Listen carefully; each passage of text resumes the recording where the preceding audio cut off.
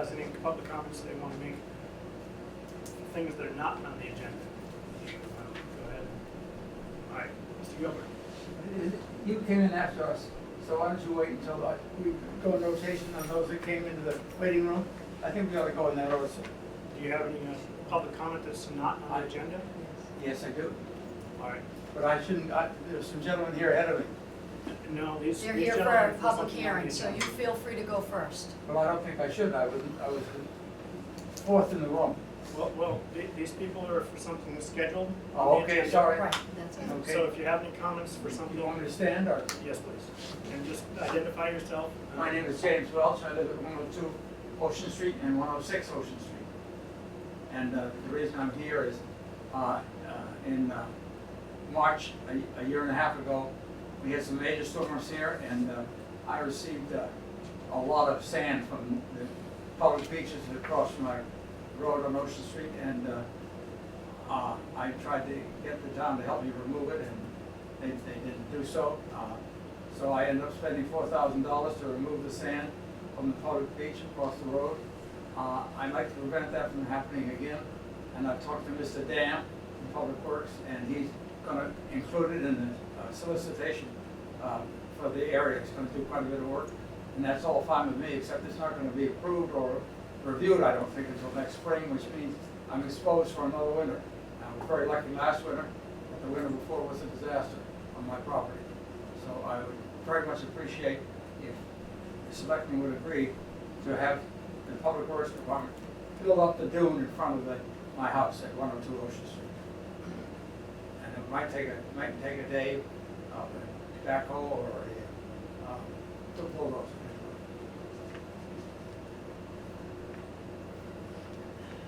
I don't want to spend $4,000 again. I understand. So we'll talk to the DPW about it. Appreciate any help I can get from town. Find out what we can do. Thank you very much.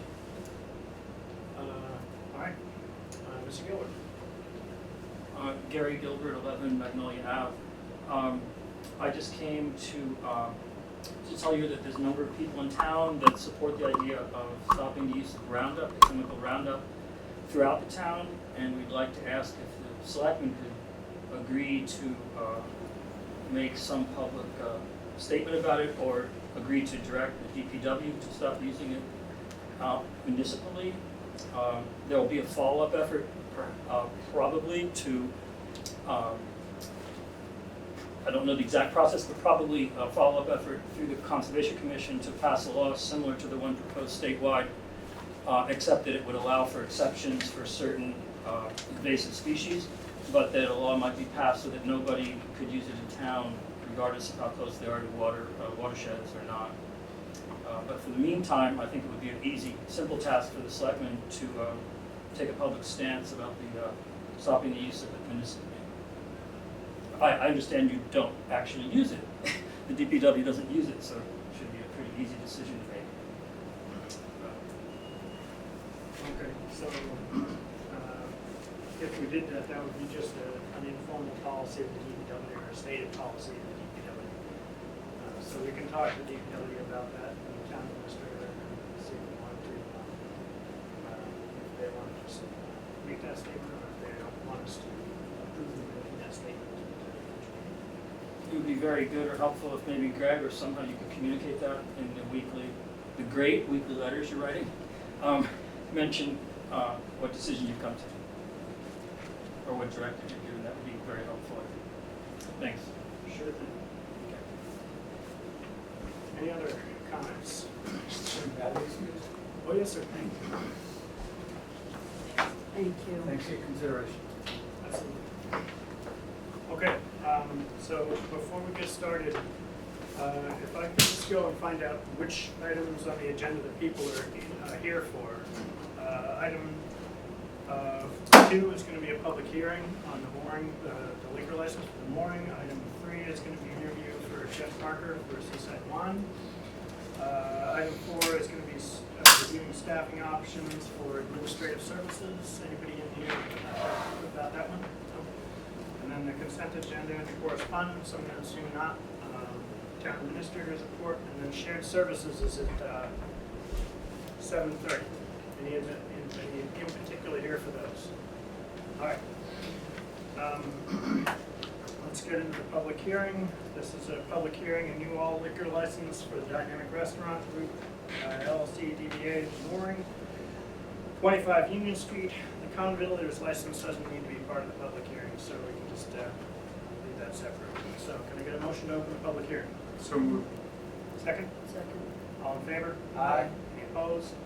All right, gentlemen, we have, Should I sit at the podium or? well, we don't have a microphone up there, so why don't we just be efficient? Sure. All right. As it is. Ryan Gossa here on behalf of Dynamic Restaurant Group LLC. With me is Tim Rossa, who is the proposed manager of record. As you know, this is an application for both common victular and an all alcohol license to be used at 25 Union Street, replacing the former Superfine restaurant.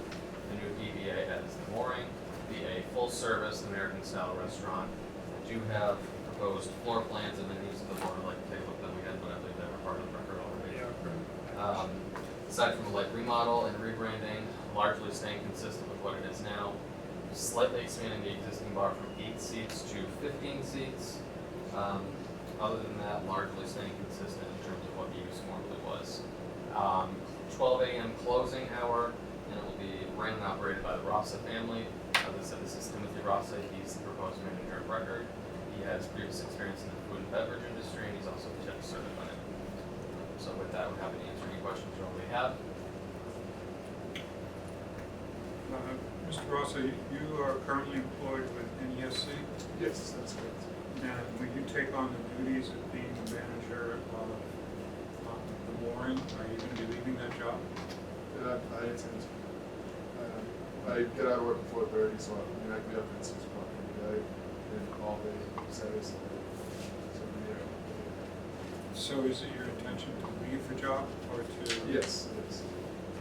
Okay.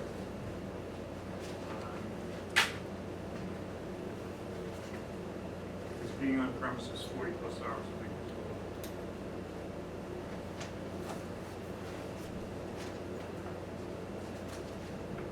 I'm sorry, what did you say the hours were going to be? The closing hour is 12 a.m., but in terms of the opening hour, to be frank, I'm not entirely sure. We have Richard Rossa as well in the crowd with us, who's one of the controlling shareholders. I'm not sure if you know the opening hour, what we're targeting. Be 11:30 in the morning. So there would be another manager or someone in charge until, There, once it actually opens, there likely would be a general manager or someone. Right. Yeah. like until you. Exactly.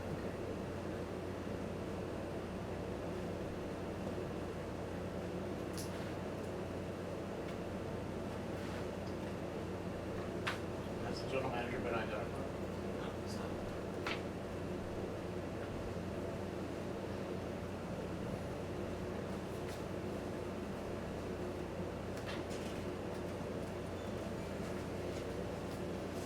Comments, questions?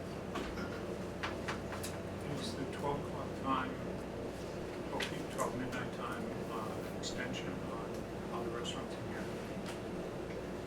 Is that later than other restaurants? No, no, no. Is this later or is this similar? It's similar. That was all. Depending on some products. It's not later than any other place. So Cal's license goes to midnight?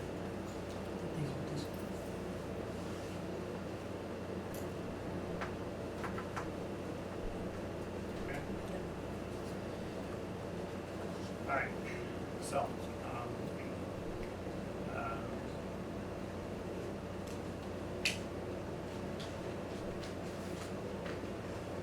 guess what we'd like to say is we want you guys to be a successful business in town. And, as you know, we did have some concerns about your previous application, which you seem to have remedied with this application. We appreciate that. Pay attention. Hope that you have a successful venture in town.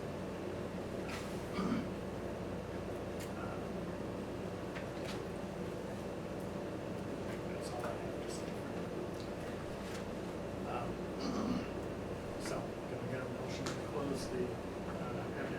comments are. Does anybody from the public have any comments they'd like to make on this application? All right. I'll take a motion to close the evidentiary portion of the public hearing. So moved. Second. Second. Any discussion? Concerned about the looseness of a second manager, and whether that's going to happen before business opens. You said that you would be the manager on site in the afternoon from the opening time of the time the business actually opens. Yes, that's correct. Business actually opens That's at right. 11:30 in the Right. morning. I'm sorry, I meant from the date. The day. Excuse me. Do you have any kind of ballpark on that? I Yeah. don't want you to put words in. In terms of when we actually open, I mean, as soon as possible, Okay. the build out still has to be completed, Okay. licensing approved by the state, so there's still probably at least a month. So there's But time for. there's time for those There's details. time for those details of the management, the day-to-day management in place. I think the, do you want to expand on your concern, or do you?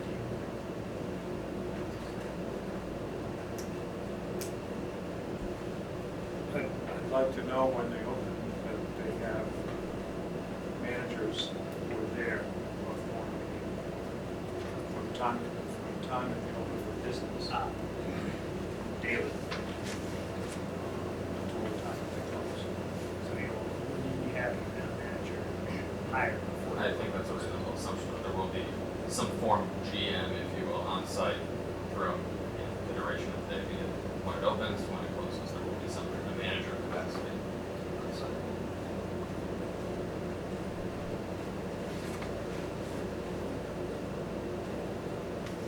All right. All in favor of closing the evidentiary portion of the hearing? Aye. Opposed? Aye. All right. We get approval to, motion to approve the liquor license for the Dynamic Restaurant Group. Doing business in the morning, 25 Main Street. So moved. Second. Discussion. All in favor? Aye. Opposed? Good luck, we'll be, watching carefully for your success. Thank you. Thank you very much. Also need a motion to approve the common villager's license for the morning restaurant. Can I get a motion to approve the common villager's license? So moved. A second? Any discussion? All in favor? Aye. Opposed?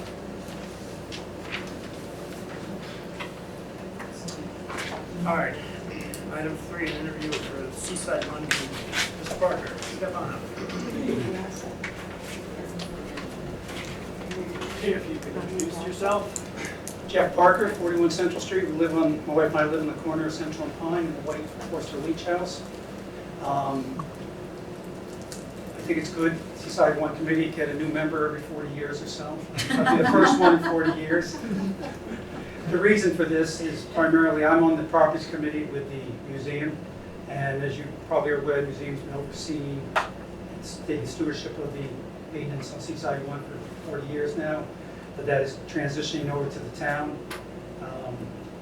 And probably by the end of this year, beginning of next year, the town will have to find funding to fund the maintenance of that facility, $10,000 to $15,000 a year. So I'm going to be a liaison with the museum to the Seaside One Committee, which hopefully will become a little bit more active, and we can work with Nate and back and forth and identify issues as they arise and try to find a path forward to help solve those issues.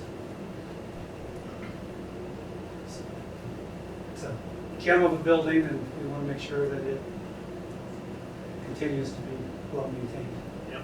So, Questions from the board? I know he has the time. There you go, that's usually my question. Do I have the time? I know you have the time, so. Well, I don't think they've met in 10 years. meetings. That's what I say, I know you But will. the first thing I'm gonna do is call a meeting, so, anyway. We'll be invigorated, because things are transforming, us, transitioning. Right.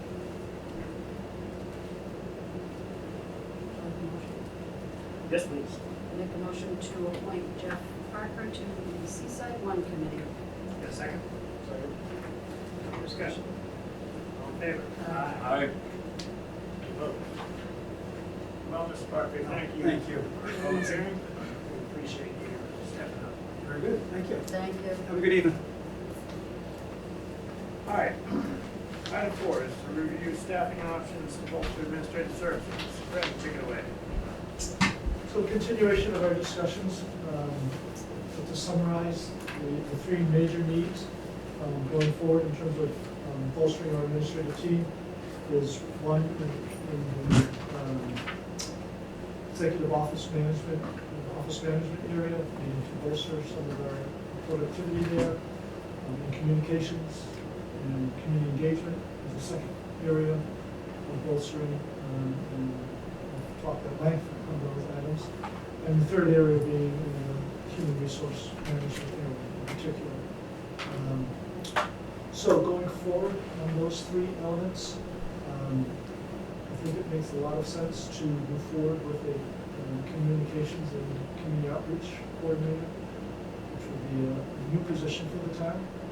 It's proposed as a 18-hour-a-week position that would facilitate both internal and external communications, that is, communications among staff and departments, as well as reaching out to the community with information. In your package is a list of areas that this person would facilitate, from newsletters that would go out in our tax mailings as well as our utility billing, to a stronger presence on social media, to coordinating and setting up municipal academies where we will bring in citizens and educate them more on departmental functions and how to get involved with town government, to assisting with project management and the PR piece for those projects. So a range of activities. Included in that list is also helping with training for boards and committees, to make sure that people are getting good training on how to conduct themselves at public meetings, and how to communicate, again, what committees are doing and getting the word out to the public. So that's the direction, and you'll see later on where we have sort of two staffing models, but in either case, I see this position as being critical, and making sure that department heads are getting the word out about their successes, about their work. Not that this person does all that for them, but that this person really helps them with those communication efforts. So obviously the expertise remains with the department heads, but I think they need a helping hand in giving the word out. So that's one piece. The second piece is a reorganization of it in my office area, the town administrator Selectmen's office, working with Sonia as our existing executive assistant, trying to define her roles and skill sets in terms of working with the public and licensing, board appointment stuff. In the report, for example, the three areas that she's done well on. I think areas where we need more support is working with filing and project management and tracking and reporting back to you, and also reporting out to the department heads and making sure that their projects are progressing appropriately. So there are two models, if you will, that are presented in this piece to you. Option A is basically adding a new position in the office. In addition to Sonia's time will be divided between the office and some other functions. The alternative model looks at more of a full-time HR slash administrative specialist or assistant town administrator. And it would keep the executive assistant Sonia's position basically as it is today. So those are two different approaches. That ties into how we tackled the third piece, which is the HR piece, the human resource piece. So currently we are using an outside consultant for 3 to 4 hours a week in our HR meetings. And with that, we have completed the new policy, the new handbook, the personnel handbook, we approved at your last meeting. We just presented that. We had a couple training sessions with staff, we had a second training event today. The next focus is on performance reviews and making sure that those are streamlined and everyone is doing them, and also with supervisor training. So I see one option is using either the consultant that we have with some expanded hours, or going to a shared service arrangement with some of our neighboring communities, and basically having up to a third-time HR position, either through the consultant or through a shared services. So that's option A, less expensive to go that route. But then option B presents that HR person as rolled into a full-time position, which would be combined with basically assistant town administrator duties. It's a common model, and towns are a little bigger than us. They have an assistant manager, assistant TA, who does HR, procurement, grants, management writing, and overseeing some of the departments, not all. So that is a more expensive approach, obviously, because we're talking about a full-time position. We have enough funds this year to go that model, assuming we get things organized by mid-year. Obviously, the following year will require additional dollars for that model to be fully funded, and I've outlined some of those dollars on the back side of the map too. The dollars will be, how much dollars we need for either model depends on some other staffing arrangements, particularly in the building department. And whether or not we try to do some consolidation there or not. So if you don't do that, if we keep things as they are in the building inspection and the assessor's office, and stay with this, with what we have now, then you would need to add that dollar amount to the supplement that's in there. So that would be additional $26,000 to both models.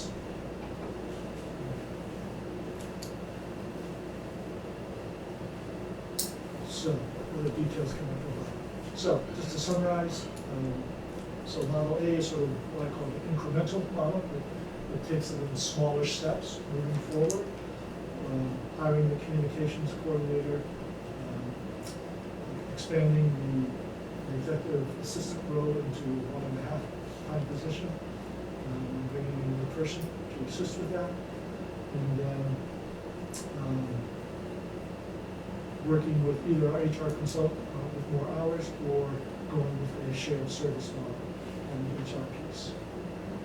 So option B is similar in terms of the communications piece. It's the same in terms of that 18-hour-a-week person, but instead of the part-time or shared HR person or consultant HR, it jumps right to having a full-time HR/assistant, TA, or administrative specialist, and keeping the executive assistant operations as it is today.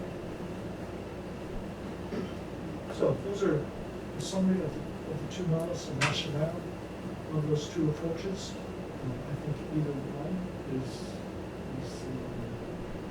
very workable and doable.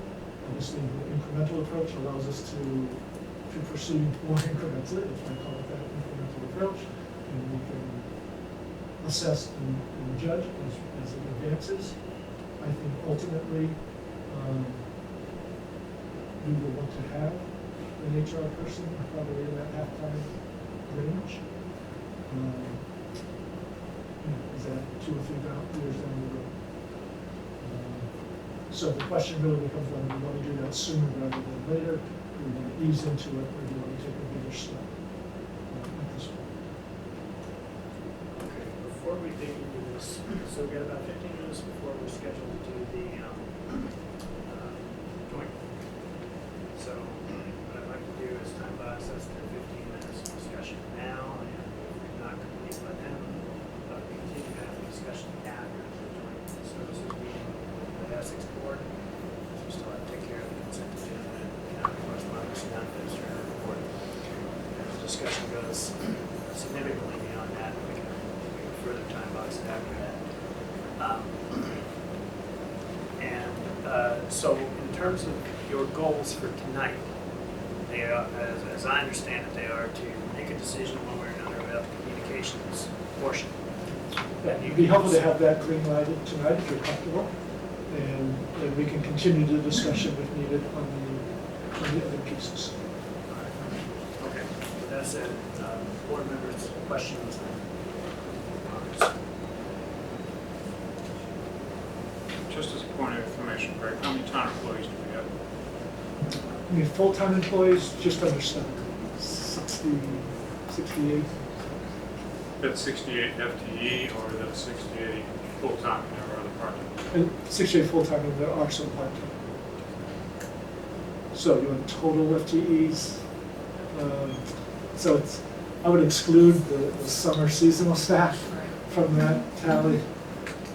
So it's not much more, it's 72.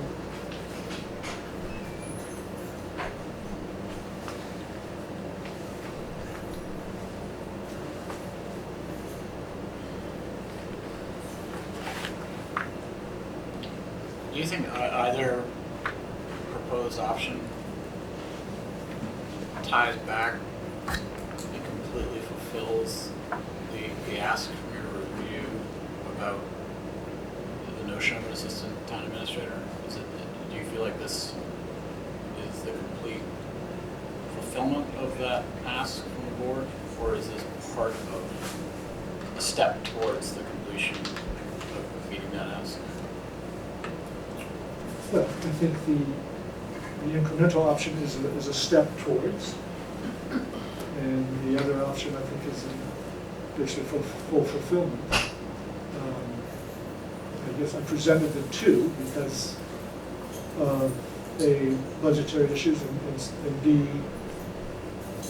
option one gives us more flexibility to adjust as we try things out.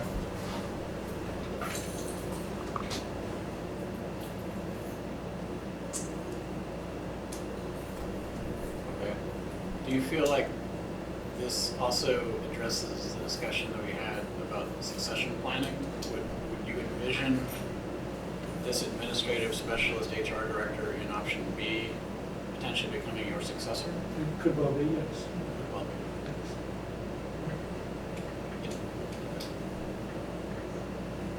Well, it's a logical progression, yes. And conversely, in option A, a successor would have to be somebody who simply was hired. Yes, however, in my mind, I think of A eventually getting to B within a few years. So I eventually see us getting to B. A is a little slower approach to getting.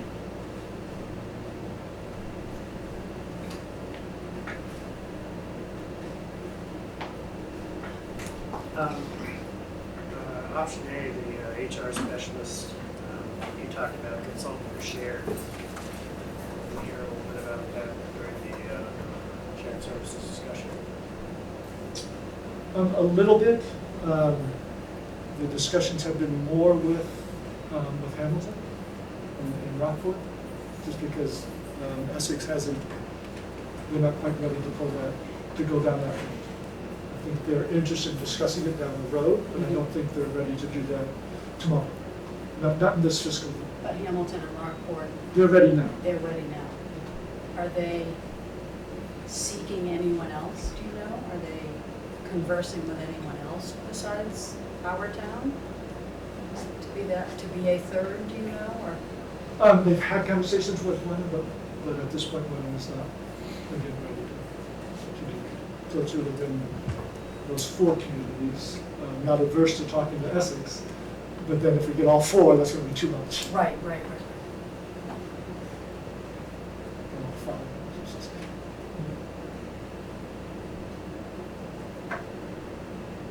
With between 68 and 72 full-time equivalents, how have HR services been provided today? We have a consultant who did some work on handbooks and things like that, But but that's not providing services to town employees in terms of the town. Well, so HR currently is primarily handled by me and the town treasurer, and then with the department heads. So you basically have 3 touch points, if you will, for those HR functions.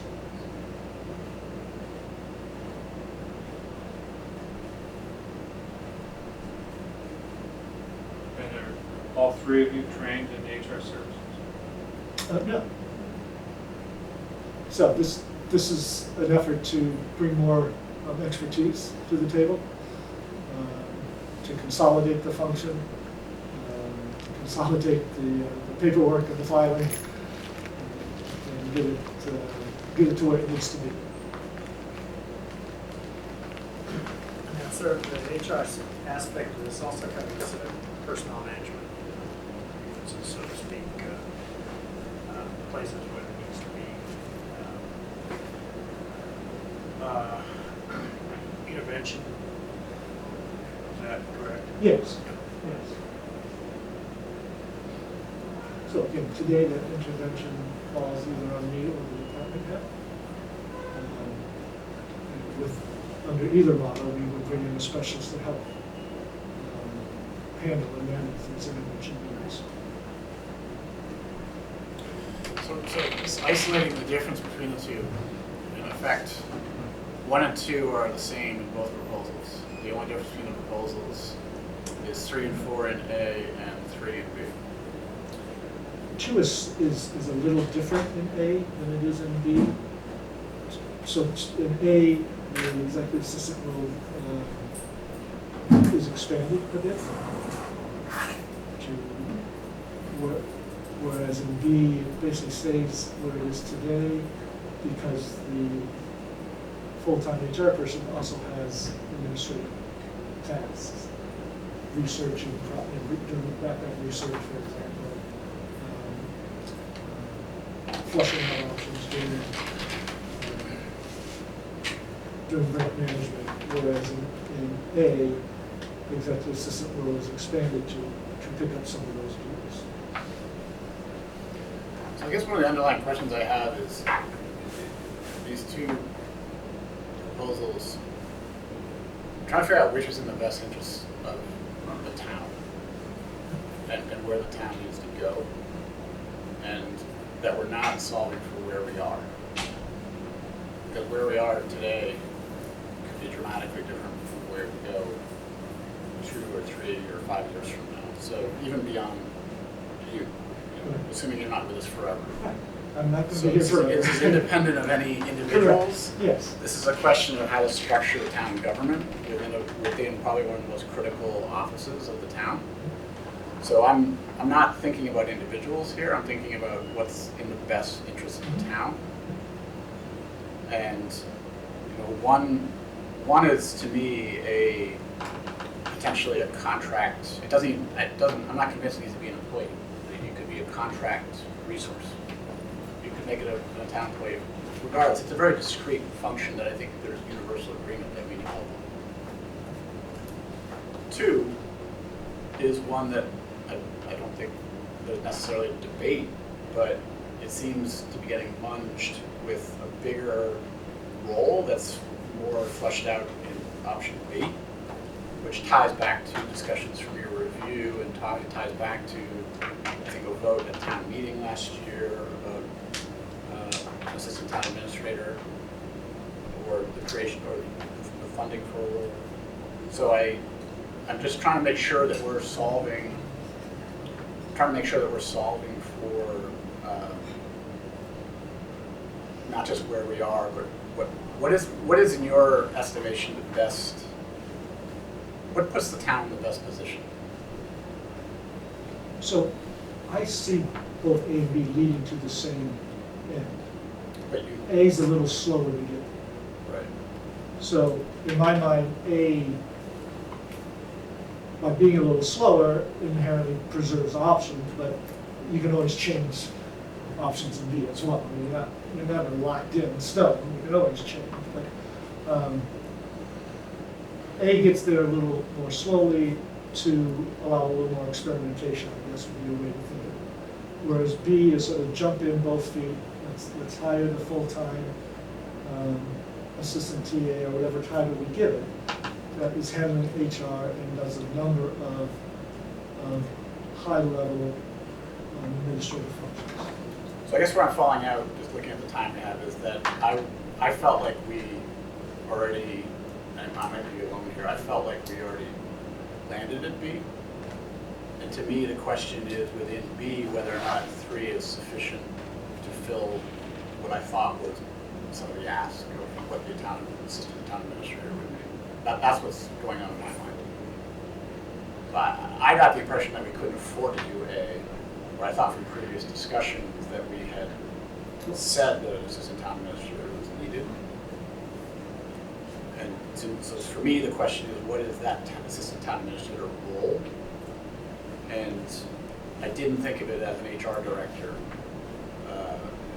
as a really kind of a prominent part, but I guess it could be. I'm not trying to dictate what it is. To me, that's where the discussion is. Yeah, so that is a typical model that you see in towns of our size. That's why I included the Middleton job description for the assistant TA. That's very typical. You can find that same job description in lots of communities. Yeah. Now, typically you find it in communities that are bigger than us population-wise. In that sort of 10 to, I'm generalizing of course, but in that 10 to 20,000 population range, you'll see towns with a manager, an assistant manager / HR. You get over the 20,000 population range, and you'll see a dedicated 100% full-time HR person. And then they'll also have the manager and the assistant manager. That's just a rough rule of thumb if you look around the state, what's out there. And just to be clear, so town meeting voted dollars for the communications piece. There was never a discussion at town meeting about assistant TV. I guess I'm seeing it all munched together. Yeah, no, I understand. I wasn't actually expecting to see it all munched together. Can you clarify the discrepancy in the number of weeks that people are working? You have 48 weeks for the communications person, 52 for the executive assistant, 50 for the clerk receptionist. So, yeah, differences, so for people who are not working more than 20 hours, there's no paid leave time. So I'm making assumptions about people taking unpaid time off. So 52 weeks is the norm, of course, for a full-time position. And then I made assumptions about the communications person taking 4 weeks off and a part-time clerk taking a couple of weeks off.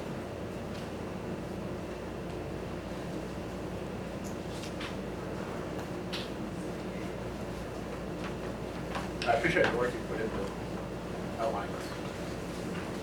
Like for me, it's just still unclear on, we seem to be putting everything into the same pot now, which is fine, but I just want to make sure that we check all the boxes that we outlined as we consolidate into, a single proposal, all these goals. I guess for me, I can see the option B. I feel like we're past option A, but that's just my opinion. Others may feel differently. And then for me, the question is number 3, back to the discussion for the review and back to what we talked about. Is that sufficient? And I guess I'm not entirely clear on that. So I think that's worthy of further discussion, absolutely. I wanted to, questions and comments that what I would do is, and I'll say, I have a comment that you wanted to make. I think what we should do is, have a little more discussion on this after we have shared services. I do have one too. Sandy Bobby Turner, 89 School Street, but really here representing the spirit of the Delaware. My question, maybe all of you folks are looking at what I'm not seeing, but it might be very useful to have an organizational chart. So you could see, each department head, how many staff they're responsible for, and get a sense of where the new positions are coming in and I'm just a very visual person, and I find the org charts to be super useful. And listening to the discussion, it sounded, with all due respect, I know you've done a ton of work. Great. It sounds like MERP in the absence of an org chart. Sure, we got that, so it'll be easy Yeah. to put up on the. So maybe we can you're put it on looking the at wall. it. Any other comments before we do a shift temporarily off? We have a lot more talking. Yes. So I'd love to take a 1-minute shuffle the table Yes. break. Yep. Let's go ahead and set things.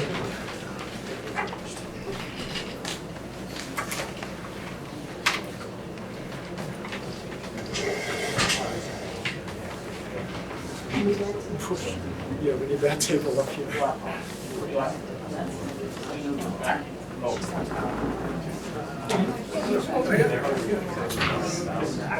I mean, if you can, a few inches. I don't know how we're gonna get that table behind. Okay, so you want me to, I'm gonna move this chair. What we're trying to do.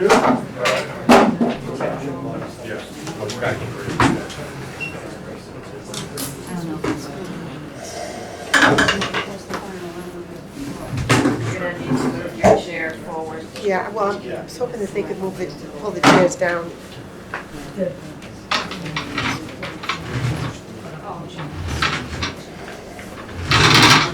How about that?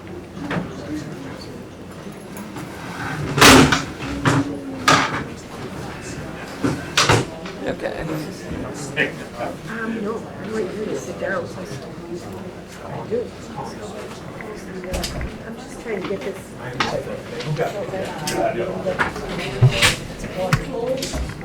Yep.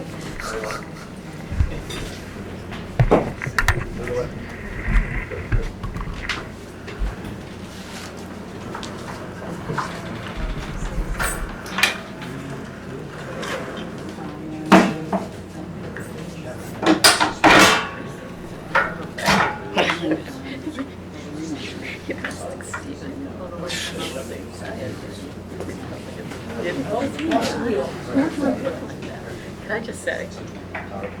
Did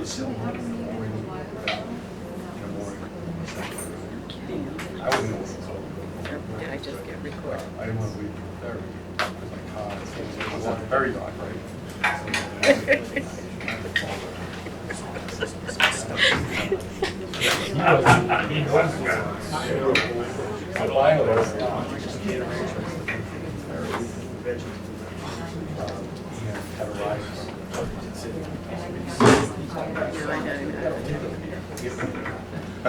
had to go. This is gonna be fun. I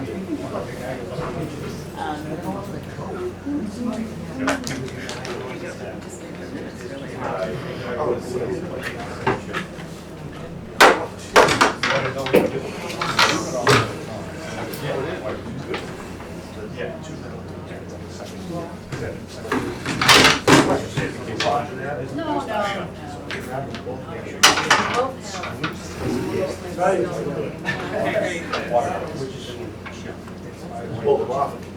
Erica, you want your camera? How do you want to do this? How are you?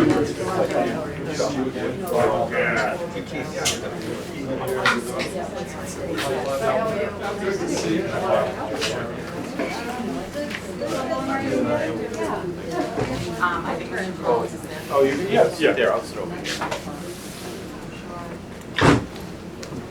Knee break. Yes, you do. Okay. The other one's I'm that sure. one.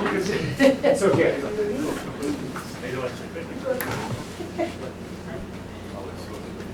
But it's a shape. It's not a big one. I'm No, it's okay.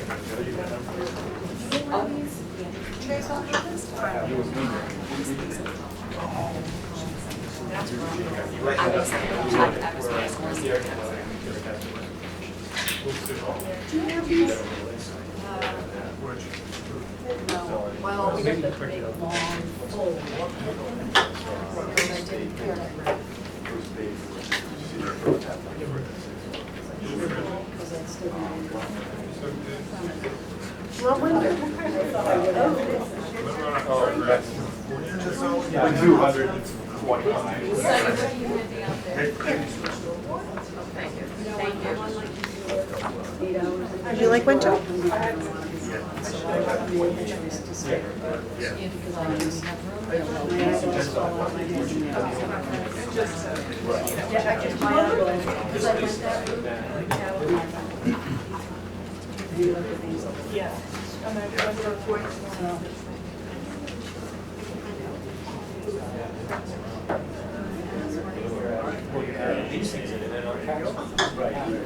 What are you talking Essex, you guys need to come over. Call the meeting to order.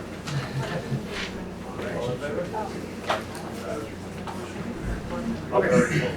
So, I will take a moment to tee this up for the cameras, the record, and the public who is curious. So at annual town meeting last year, a non-binding resolution was voted on asking if the town wanted the board of selectmen of Manchester to investigate options for shared services and resources with other municipalities for a pretty broad array of town services. In February, I think it was, the town was able to join with Essex on a grant that Essex had obtained through the capacity of shared services. So for the past several months, an independent group, Collins Institute, we have with us today Mr. Bob Help, presenting the draft version of the report to us. They've been working with both towns' administrators and department heads, develop a list of possible areas of cooperation between towns. The draft version of this report was finished last week, late last week, and tonight we're going to hear a presentation on that report.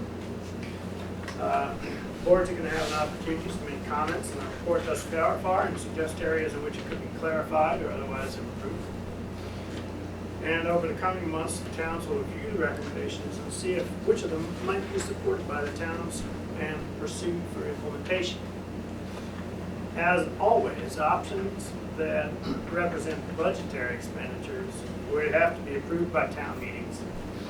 And any recommendations that represent significant structural or cultural shifts would be the subject of public forums and possible town meeting votes before implementation. So, still in the early stages of where we might get to, and I assume it's going to be an incremental process regardless. So, with that, I would like to introduce Mr. Alvin and ask you to give your presentation in your draft.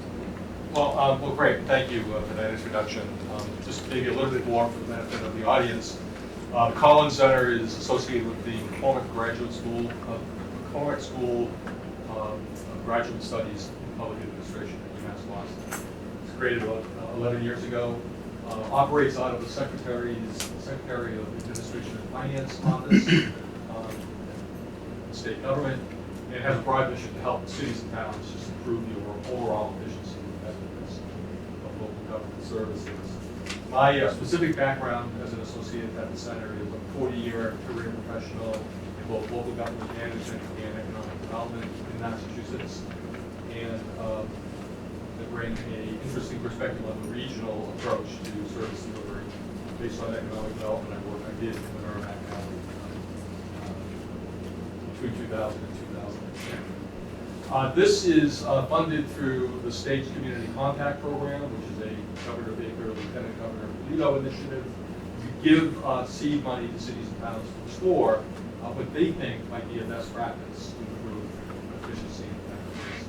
And as you indicated, Essex and Manchester joined in that grant application, and that's what's brought us here today.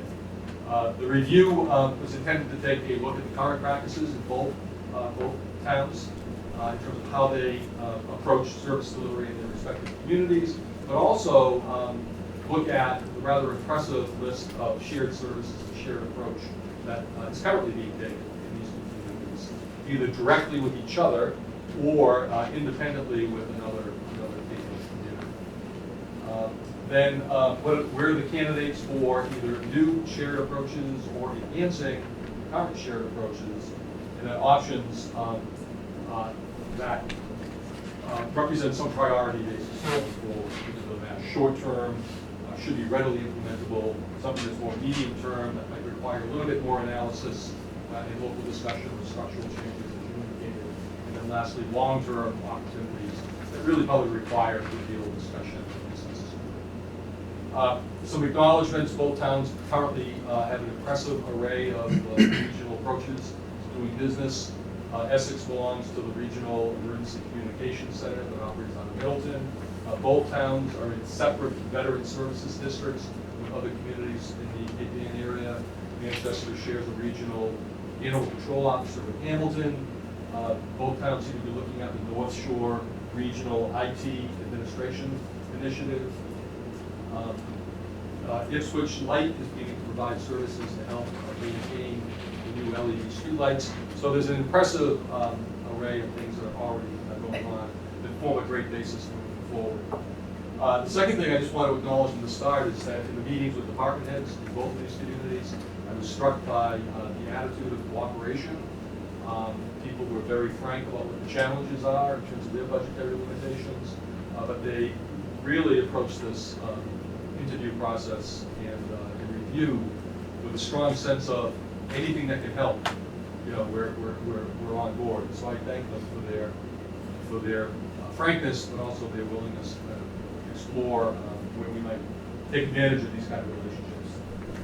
Both towns clearly operate under very tight budgets, which brings us back to some of these initiatives may require some budgetary considerations, and that will be an ongoing discussion.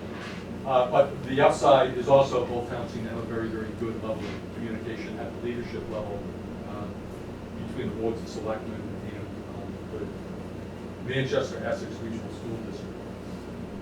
Regionalism in Massachusetts is a different element than you might see elsewhere in the country, where there's a higher degree of acceptance for sharing services and pursuing regional approaches.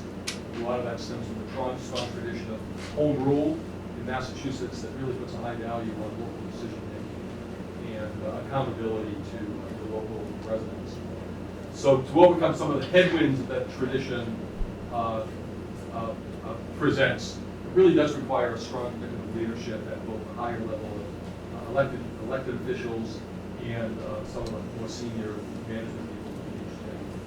So building leadership and trust between the two communities, and more importantly, laying the groundwork for a clear understanding of what the goals of any specific collaboration might be and what the performance measures by which you measure success. say that because that will factor into at least one of the recommendations on how to proceed once you get this report. The report will discuss the immediate Cape Ann region, which consists of Manchester, Essex, Gloucester, and Rockport, but also a look at the larger expanded Cape Ann area with communities that are either contiguous or close enough to be presently the source of regional shared approaches. And then lastly, I think the fact that the two communities are the sole members of the regional school district creates a unique opportunity for a third entity to be working with the two towns and exploring, convening discussions around how to proceed on some of these ideas. So with that introduction, I'll just kind of jump in and talk a little bit about what recommendations we presented in this interim workings report. And I'm at your disposal if you'd like to discuss them one by one or take them all up at the end. So the first recommendation under kind of general government is there are some opportunities here that, as I said, with the immediate short term, some of the others will require some financial analysis, not some longer term political consensus building. And it would seem beneficial for the two towns, with perhaps some involvement by the regional school district, kind of formalize a structure for going through the recommendations of this report, deciding which initiatives you may want to pursue jointly, and having a fairly structured agenda around how to pursue them. And some of that is building the stronger relationships of trust, reciprocal understanding that comes about when you have joint meetings and pursue joint problem solving. So the notion of recommendation 1.1 is an overarching intermunicipal agreement that would create a structure for the two leadership groups of communities to routinely and periodically meet to talk about a specific agenda that would come out of this report, and it might also generate some additional recommendations. Again, I emphasize the notion of these types of meetings to be viewed as building trust and also a joint effort to clearly articulate what the goals and what the performance measures of success would be as a result of this initiative. Staying in the general government, but specifically in the financial administration sphere, there are clearly some sharing of personnel and resources in the area of assessing. There was a very strong assessing department in Manchester. Essex does not have a full-time or a full-time assessing professional, but has the clear benefit of a volunteer member of their board who is a professional assessor for a nearby North Shore community who is an Essex resident. That's a great short-term benefit. The job clearly gets done in the short term in Essex as a result of the competencies and the experience that individual brings to the Board of Assessors in Essex.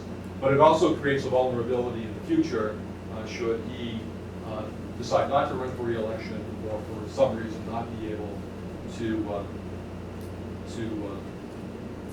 continue on the Board of Assessors in Essex. So I think there's a medium-term opportunity for each town to talk about whether or not the opportunity exists to do something with Manchester around assessing. That probably brings with it a budgetary consideration because there is currently no position of that nature funded in Essex.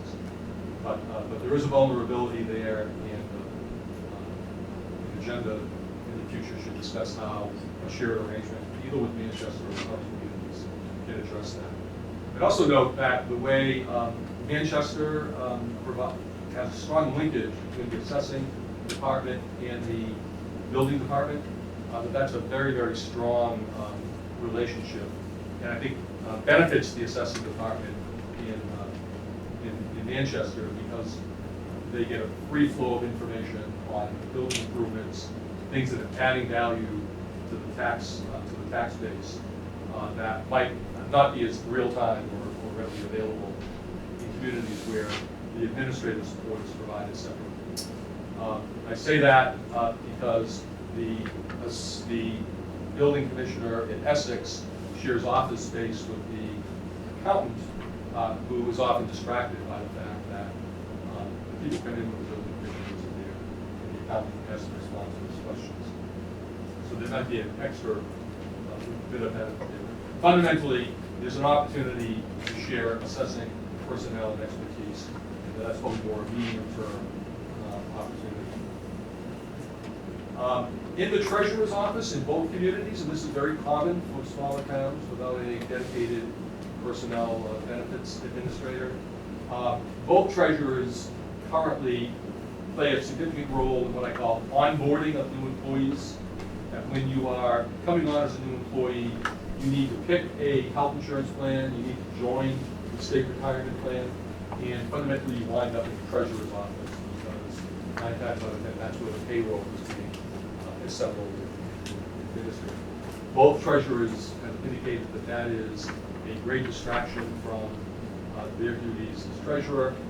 And in my interviews with the Manchester Essex Regional School District, they thought that there was an opportunity to do something with the district to bring those new employees on, do the orientation, do the onboarding relative to benefits, and there's an opportunity there, I think, for both towns to talk to the district about what they would have to offer on that kind of front. They did not think that that capability went far beyond the onboarding and orientation of new employees, because much of their personnel administration from that point on is handled at the site level by, say, the high school principal or middle school principal. That may change over time, but for the time being, they thought there was a narrow opportunity to help handle the onboarding of employees, to take that workload off of the treasurer's initiative. And that would involve an intermunicipal agreement that would include the regional school district. Both accountants were very knowledgeable of the state's munis accounting system. Both had observations about how restrictive and inflexible the state's off-the-shelf muni software could be, and did not allow a great deal of flexibility for a smaller town to customize the accounting software package. So what has come out of that is a recommendation that the accountants in the North Shore enter into a discussion about perhaps forming a consortium that might represent enough scale to get the attention of a software developer, perhaps with another community compact grant on the IT best practices program, to generate enough mass to create a software program that would be more flexible and more readily meeting the needs of smaller communities. There is a consortium of accountants in the Franklin County area of Massachusetts that might represent a very early step for such an emerging group of town accountants to work on this program. But it would be a very, very significant improvement to the efficiency of each of the accountant's office to have a more flexible accounting program that would allow for easier report generation of information. Brendan, do you want to So I have a update bit of an update on that. Neither of the communities uses Munis. You used to use Munis for accounting. And the town accountant in Essex has already done some discussion with groups, other of her peers, most of which already use Munis. And so their level of interest for getting a more customized version of Munis is not, it's not the same pathway as this, because we would be looking potentially to work with people, which is actually a private firm that offer this software, perhaps from the beginning, customize it, the charts of accounts, different things that we see are very necessary, as opposed to when they roll it out, here's the standard offer, if you will. It would look to, at least to myself and to my town accountant, and I know, Greg, you'll need to have a discussion as well, that, and since the IT grant, the FY20 round for the IT grant was just released last week, and they fund up to $200,000 in grant funding, it's possible that just the two communities together could put together a grant proposal that would not only purchase the initial cost of Munis for both communities, just the accounting module. You can spend $200,000 on one community in the whole suite, just the accounting module. But with some money for a consultant to help get the custom needs of the communities, the two accounting departments in the mix from the beginning, so that the product that's purchased is actually customized from the beginning. That's a thought that we have. It bears more discussion, of course, but it's kind of, I wanted to mention it because we had just discussion late last week and this week. So that's great. And I apologize if I confused the Munis with the actual software package. Right, so when we talk about Munis, we're talking about a private software vendor that many communities use. Sometimes it's a suite that is offered across departments in a community. Sometimes departments just have a few of the modules. We're talking about just the accounting module as a possibility, because neither one of us really like the accounting packages that are from other software vendors that we have right now. And with the IT grant just coming out again, it could be a great time. So that's kind of an immediate timeframe kind of action. Seems like it doesn't require a ton of financial analysis, that maybe some resources from the state, and building that kind of regional consortium might lead to additional services provided on a regional basis to the counties and communities at the start of this.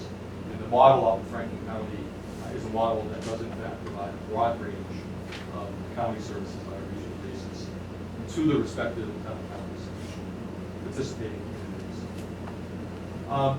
So recommendation 1.5, again, would speak to this notion of the two communities meeting regularly, and talk about where to go with this in the future. It seems that in both communities, the town administrators play the lead role on many HR and personnel administration matters after people have been onboarded, and in their respective benefit programs. And you're fortunate to have two individuals that seem to have the critical skills necessary to do that. But there really should be some review of what the baseline expectations are in your respective communities for HR and personnel administration.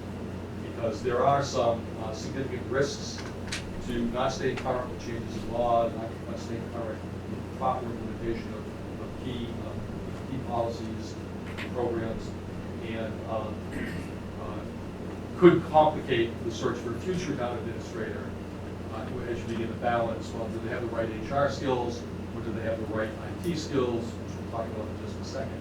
So it seemed that in this overarching IMA, one of the areas that each town may want to jointly discuss is what their respective baseline expectations are for human resource management and personnel administration. And there may be opportunities to pursue regional approaches with other North Shore communities to fill the gaps, those gaps there. But I do think that it warrants some look at how those programs are currently being administered by the town administrators. Both communities are involved in the emerging North Shore Information Technology Network Administration collaboration, which also is being funded by a community compact grant, and seems to hold great hope for really providing a rigorous amount of administration of the network and the participating communities. And those services are currently being rendered, I think, by each of the town administrators, also representing a unique set of critical skills.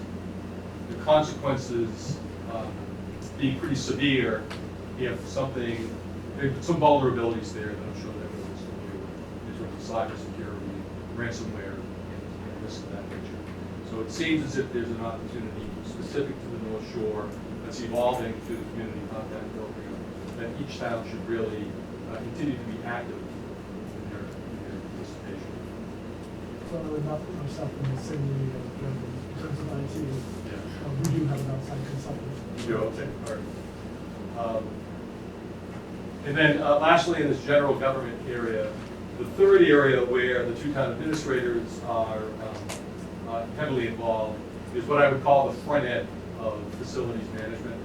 This is something goes wrong in a facility, you know, the department head calls and says, this isn't working. Two town administrators are each involved in the front end in assessing what that problem is, and then package a solution and go out and either procure some services or get somebody with the requisite skills to get out and fix the problem. That was the case in Manchester, that was the case in Essex. And interestingly enough, was another area where that's equally the case with the regional school district, where the director of finance and administration is called to do the same. The door opener isn't working at the high school. He goes over, he kind of figures out what to do, and then he gets someone working on it. So we think there's an opportunity in that area as well for Essex, Manchester, and the regional school district to talk about how to better manage the front-end assessment of facilities management. What the district might bring to the table is they actually have tradespeople and some resources that could be immediately involved in the fix if there was some way of identifying some shared resource that would do a better job and a more efficient job of evaluating what the problem is leading to the fix. So you're talking about sort of routine, emergency situation where something needs to happen right away? I assume it's an emergency, it's going to come to the town administrator by the nature of the job. But I don't know where this specific example came up, but you know, the door opener doesn't work at the public library. It's a library. It was a library, yeah. The door opener doesn't work, and I don't have a maintenance person, and I need you to fix it. Having some resource that, short of the town administrator, to do that assessment, who had the requisite skills, probably do it faster, probably do it more efficiently, be more specific about what the resource that will fix the problem needs to do. And there's a desire on the part of the district to perhaps join Essex and Manchester, figure out how that capability might work. And there were some specific ideas about how to do that, but we don't have to get into those tonight. We deal with everything from, this thing is gonna take more time to actually talk to someone about than it is to go and get a screwdriver out. We deal with that, I dealt with one of those today. Versus, okay, it's not urgent, but we know it has to be fixed, and you have to now go and find the right skill set, the right contractor, whatever, to come in and fix it, and that takes a long time. It would be nice to have a way to call into maybe a central area where somebody else comes out, does the assessment, and then makes a recommendation as to how the fix will happen as well. I love the idea that the school district has actual people that turn screwdrivers themselves. But if they don't have the front end either, it's like, where do we find that initial pass the problem to someone type of thing? That's the frustrating part. So key notion is there may be a more affordable, knowledgeable, skilled person that can more efficiently assess what needs to be fixed. And once that's determined, there may be resources within the school district that would be available to actually then fix the problem. I might also add, going back to commenting on the IT network administration consortium, they would also be interested in joining that discussion as an entity other than a city or town. But I have a similar sense that consortium might provide helpful services to the district in managing their IT infrastructure. So there are three areas where the district expressed some interest in further discussions: personnel, IT, facilities management. So the second round of recommendations relate to the two police departments. The basic recommendation is that there could be a joint cooperation agreement or enhanced mutual aid agreement between the two departments that would result in a lot more shared activity in joint operations.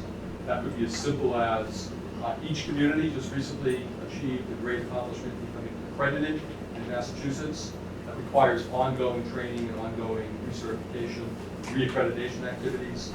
It could be joint operations, but there is an opportunity for the two departments to actually perhaps work a lot more closely. I spent a fair amount of time reviewing the Municipal Resource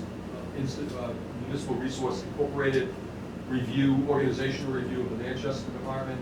It did a pretty interesting assessment of the staffing required to meet the goal in Manchester of having 2 patrol officers on duty 24/7 for all the week, including that they were either at the staffing levels they needed to meet that, or slightly below, but close enough where perhaps some management of the schedule would meet it. When I took that same methodology and applied it to Essex, which similarly had the goal of having 2 officers per shift throughout the day, Essex was slightly short of the overall staffing amount needed to meet that. I thought that was an interesting problem to be discussed moving forward. It has some budgetary implications, but I would describe each department as being basically funded at, or staffed at the level required to meet the 2 officers per shift 24/7, or slightly below it, perhaps. There's some shared approach to managing that problem. The second area of agreement in my meetings with the police department was a sense that the 2 communities should partner with the Manchester Essex Regional School District and create a school resource officer's position in partnership with the district. And each chief expressed support for proceeding with that, and there seems to be some community support moving forward with that shared resource. Animal control, I see this as a medium-term laying the groundwork for potential sharing of animal control resources in the future. Essex has a half-time, full-time, Essex has a half-time, full-time equivalent serving as animal control officer. And not even half-time. Not even half-time. As needed, As needed. for $13,000. Yeah, I keep saying half-time. Mischaracterized. And then Manchester joins with Hamilton, and then each share approximately a half-time animal control officer. In the future, when the opportunity arose, those come close to adding up to a full-time equivalent animal control officer. That job seems to be done to people's satisfaction today. See it as an immediate, urgent, immediate-term type of improvement. But it seems to me that when those numbers add up to something close to a full-time equivalent, that there might be an opportunity there in the future to create something between the 3 communities or others that might be more sustainable than part-time and then the last recommendation for police was similar to the kind of overarching intermunicipal agreement mentioned in 1.1.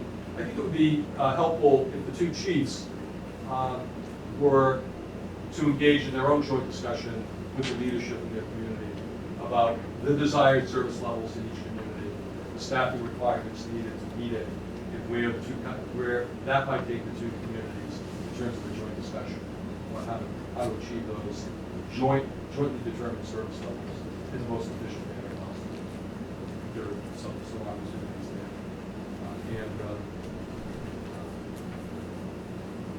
So the third area are fire services. In the intermunicipal agreement recommended in 1.1, the 2 communities should engage in a joint discussion of present and future service levels expected for their respective fire departments, with a view towards building higher levels of cooperation and joint cooperation in the future, acknowledging the differences between the organizational approach to the 2 fire departments in each community. Essex has a completely all fire department. Manchester has a core of full-time firefighter, advanced life support personnel, backed up by a reserve department. There would be a great deal of difficulty in merging those 2 models.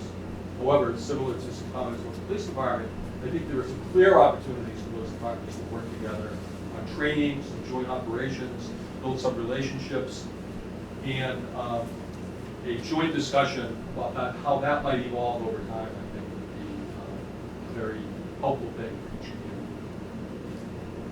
community. The specific discussion that came up about how to provide some shared approach that might have some immediate benefits on a mutual basis is an enhanced mutual aid agreement that might provide more specificity as to when it would be helpful for, say, Essex, not to wait for a call from Manchester or vice versa, for help on mutual aid, which is typically how mutual aid works, is the second alarm goes out, the word goes out to the nearby department, we have multiple alarms, and then apparatus either move to the fire, or they move to a vacant station to provide coverage. There's a lot of discussion around when a fire occurs, it would be helpful if there would be a more automatic response than sending specific apparatus that would get there sooner.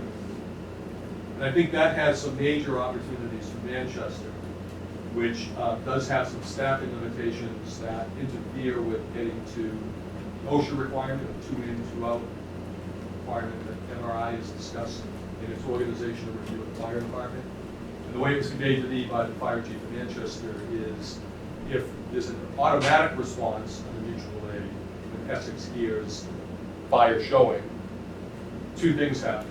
An apparatus, say a tanker with a water supply, arrives sooner, and immediately there are 2 additional firefighting personnel at the scene that begin to count towards that OSHA requirement.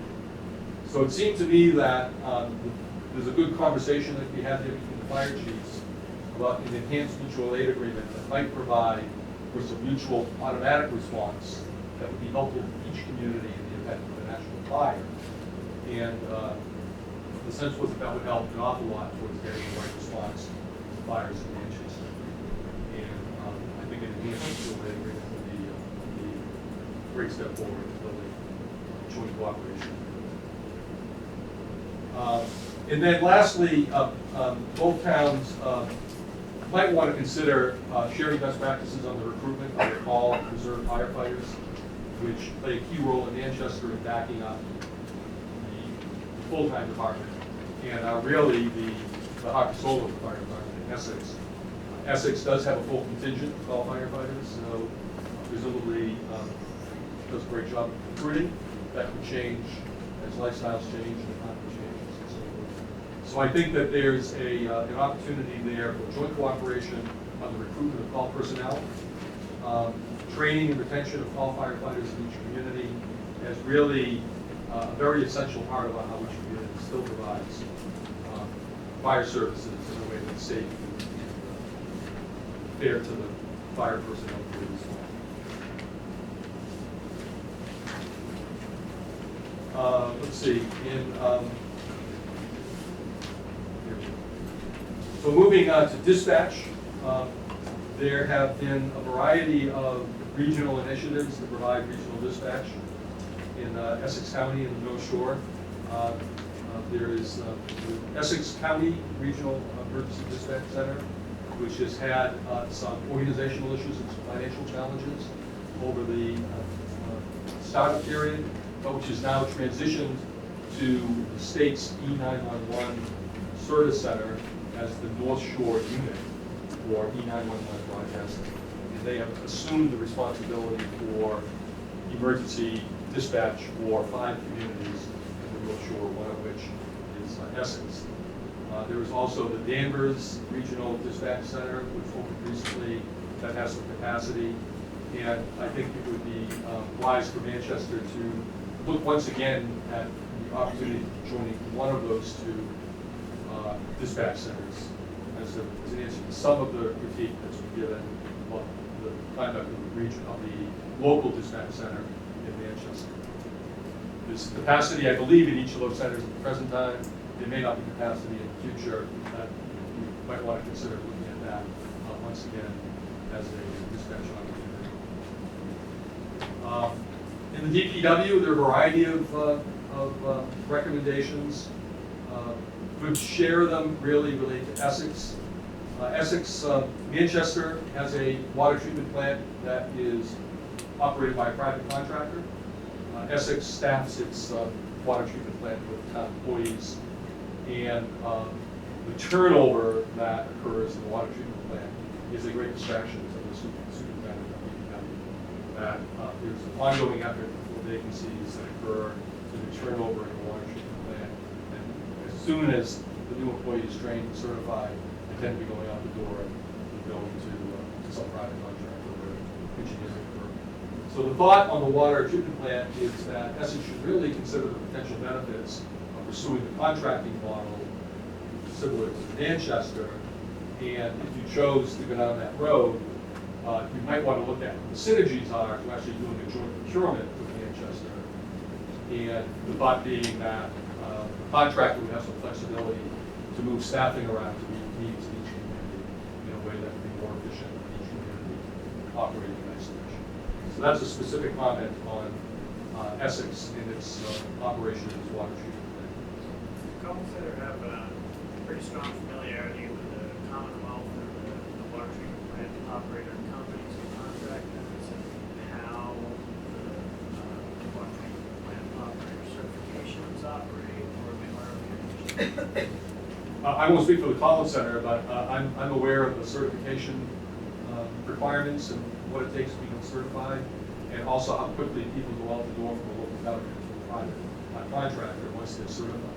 But those certifications are very, very much in demand of the private market.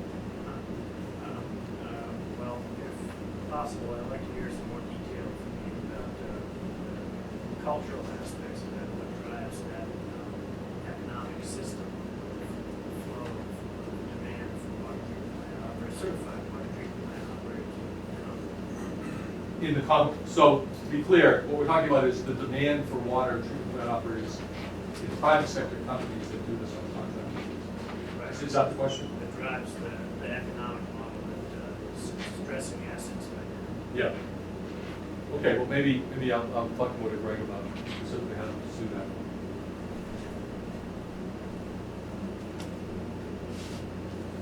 So the other kind of side comment on that challenge is that there are a great deal of capital improvements that are in the capital improvement budget that some of those, if they involve the water treatment plant, might factor in that position of pursuing some of those improvements through the basic contract. Because I understand how that works in Manchester, it is up to a certain threshold, there's a budget within the operating agreement. And the operator does that. When it goes beyond that, then there's a separate discussion about that.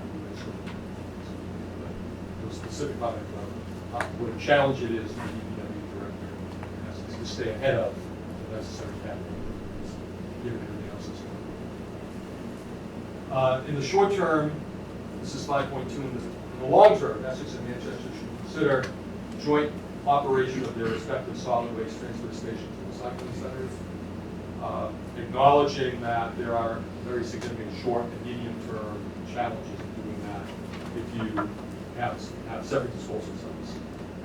So there's a long term thought that there may be an opportunity there to jointly procure a disposal site and look at joint operation of solid waste. Long term probably needs some consensus. It might represent a big culture shift. Still using the transfer stations. Does Manchester have pickup or is it bring to the transfer station? Town, it's private pickup though. No. So, well, it's A contract. for the town. Oh. And it pays it. How do you find those rates, comparison between the two models? Versus private contract? For pickup versus just bringing it to the transfer station? Oh, it's roughly about the same because it pays for when you take it to the transfer station too, so you pay for the bags and there's surcharges and taxes and whatever the rest. So it's only convenience to the transfer station. 5.3 is that the two towns might consider a joint procurement or cooperation agreement on preventative maintenance and servicing of sewer system pump stations. This is a particularly challenging function in the state of Essex, which is fairly new to the sewer collection delivery business. And the nature of the workday, work week in Essex has the DPW responding to those kind of emergencies, kind of the all hands on deck approach. So some joint procurement that might bring a utility contractor or targeted resource to respond to those emergencies, and to undertake that preventative maintenance would remove a big distraction from the superintendent's work. And in fact, there was a previous procurement of a utility contractor for emergency water breaks and sewer breaks in Manchester, and I believe that Essex actually joined them in a joint procurement of that utility That's what contract. we're working on, you know, whether we've gone on together. They were the two. Yeah, I have to check with Chuck Yeah. and make sure when that's. They were actively discussing. Yeah, so it looked like there was already a discussion underway about whether Manchester and Essex would do a joint procurement, and that Essex would begin using the same utility contract to respond to water main breaks, which again, by nature of the staffing model in Essex, if there's a water main break, the road work doesn't get done because the highway department needs to step in and deal with the water main breaks. DPW of Essex, Manchester by the Sea, DPW Health Department has recently participated in a joint procurement operation of a domestic hazardous waste collection / disposal bay, and that is certainly to be encouraged moving forward. Apparently there was a much larger regional procurement that for various reasons could not be procured, and this was the local response where at least two communities could get together, jointly procure a contractor, and provide that. I understand that took place in April of this year, and I think that is something that clearly should continue and represents some real positive opportunities in sharing the setup, sharing the kind of the overhead that goes into setting up one of those things. And I believe this year that might have taken place in Manchester. Discussion about how that goes back and forth each year. In the inspections department, 6.1 is in the medium term, Manchester by the Sea and Essex should pursue intermunicipal agreements for the position of building commissioner as an alternative to the part-time individual employment agreements, which do create a bit of a vulnerability should either one of those part-time individuals choose to leave their positions or retire or otherwise just move on, like whether or not Manchester would have the same degree of success in finding someone who essentially work 5 hours a week, who meets the certification requirements of the state building commissioner, or whether, and I understand that individual is currently the building commissioner in Gloucester.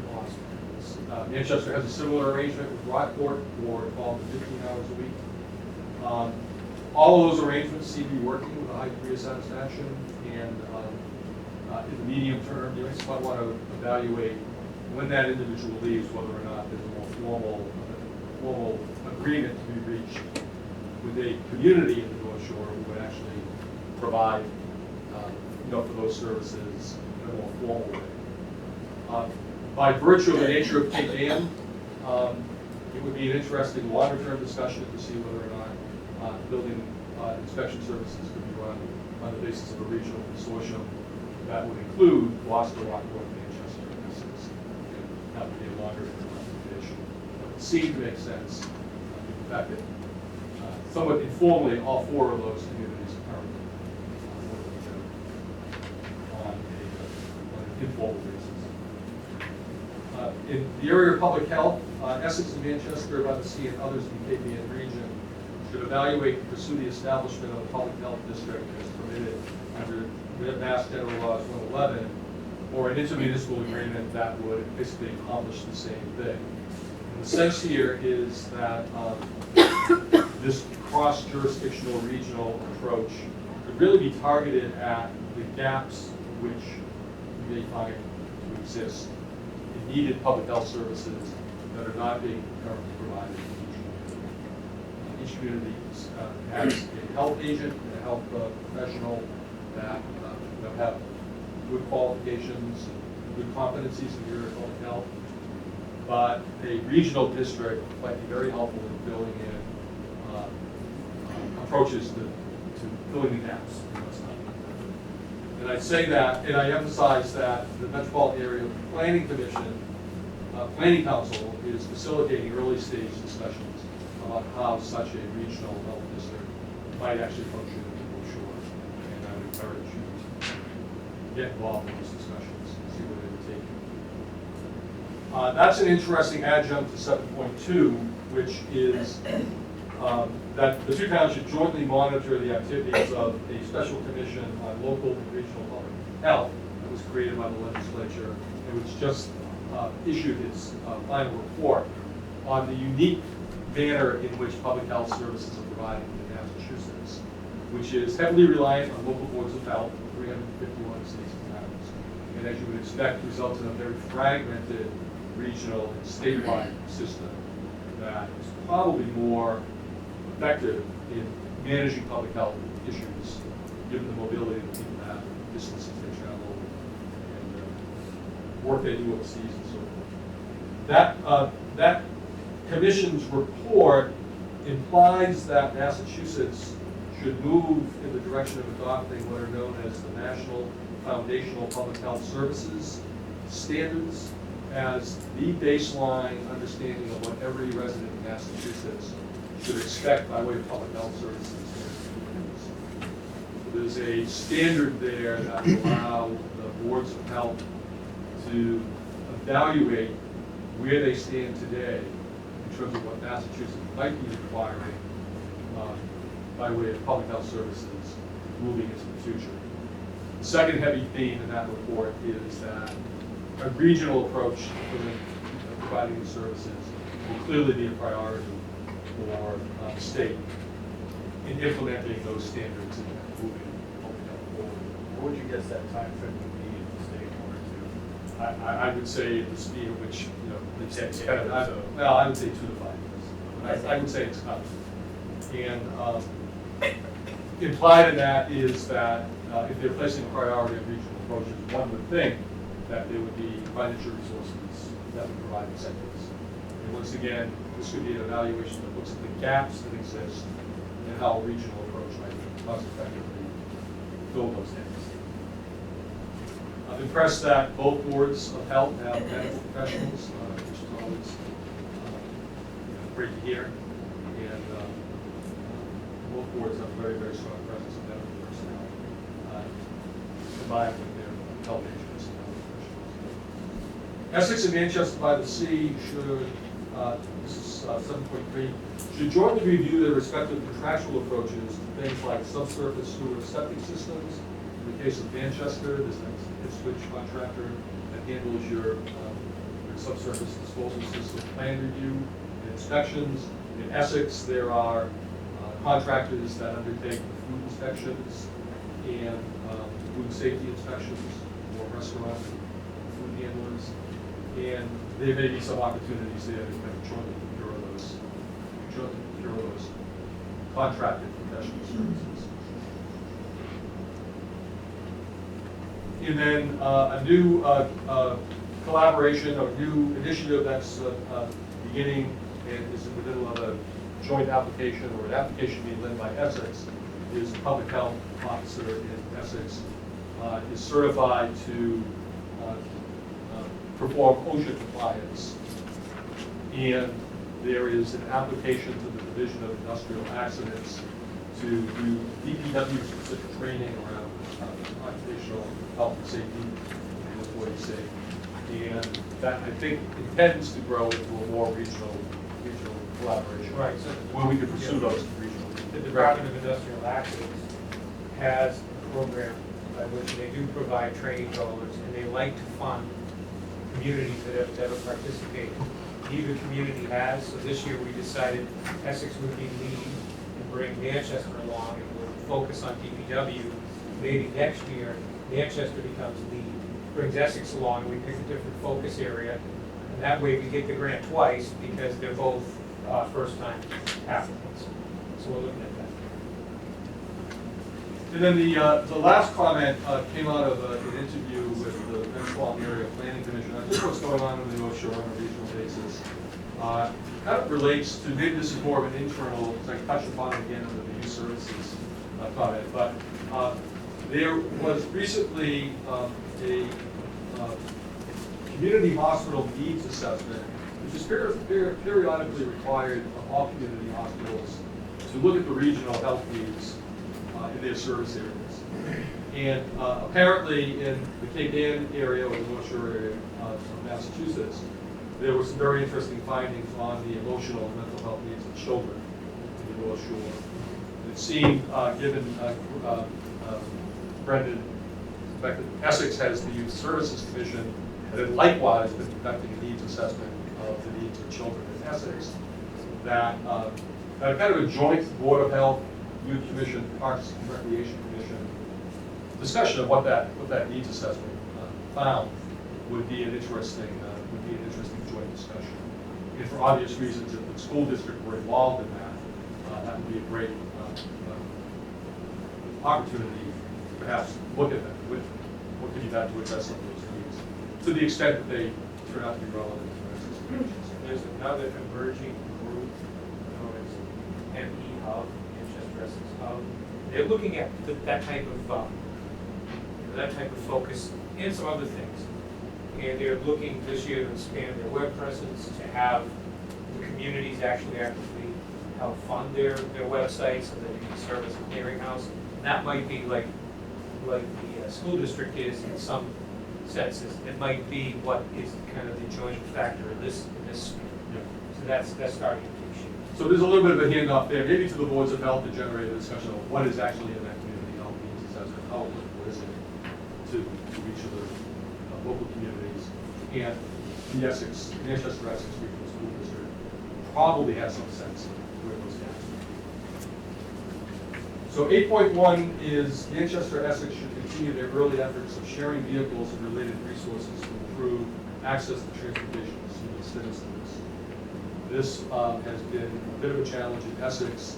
They had entered into a contract with Beauport Ambulance to provide a kind of subscription basis transportation services to seniors who need to get somewhere out of town for a medical appointment or some important life event. And we're in the process of evaluating how well that was going to work. It's been a bit of a challenge for them. The Manchester Council on Aging said, we have 3 vehicles, we have plenty of capacity, and, well, I suppose I shouldn't say plenty of capacity, but I think we would have the capacity to help on that. And it was refreshing to hear that apparently they've gotten together and looking at how logistically that might work. And that could either be in addition to what Beauport is providing, or ultimately have a more cost-effective solution to meet those needs. There's a footnote to this one too. Presently, for all the communities in our area, the Cape Ann Transportation Authority is looking at a pilot program that would perhaps allow people to utilize Uber and Lyft for these types of services. They want to see how the pilot goes. And then both of the communities pay in on the cherry sheet as an assessment money to the MBTA. And it's possible, and Essex receives very little from MBTA as far as services. It's possible to actually reallocate the MBTA assessment more toward CADA if CADA can actually provide some new service. And they're looking at out-of-town medicals as a possible way of taking what is now allocated to MBTA and moving that. In Essex, it's a huge need. I don't know in Manchester whether it is, but it could be some other need. And so there are a couple of emerging programs there that might come around. So building on the success of how this sharing of transportation services works, opportunity to lay the groundwork for exploring other joint procurement services. Because largely the 2 council on agents provide similar services to their constituents. And there may be future opportunities for sharing those types of approaches and resources, jumping off of the success of the transformation. Both communities, in terms of their councils on aging and senior centers, have a challenge, so to speak, in terms of senior center. Essex has space limitations that limit the type of program or the number of programs which can be run at once. It's only open on a part-time basis. It's described as kind of an existing facilities challenge. I understand that Manchester is in the early stages of discussing creating a senior center. And it seemed that while recognizing there are strong community identifications on the part of seniors with respect to their own community, that there would be kind of an interesting conversation to have the 2 directors and their councils meeting, kind of compare notes on what people are looking at in terms of future facilities to serve seniors. It'd be an interesting discussion. only at the information sharing level to see where that went. But it seemed worthy of note that both communities are looking at facilities involving the seniors.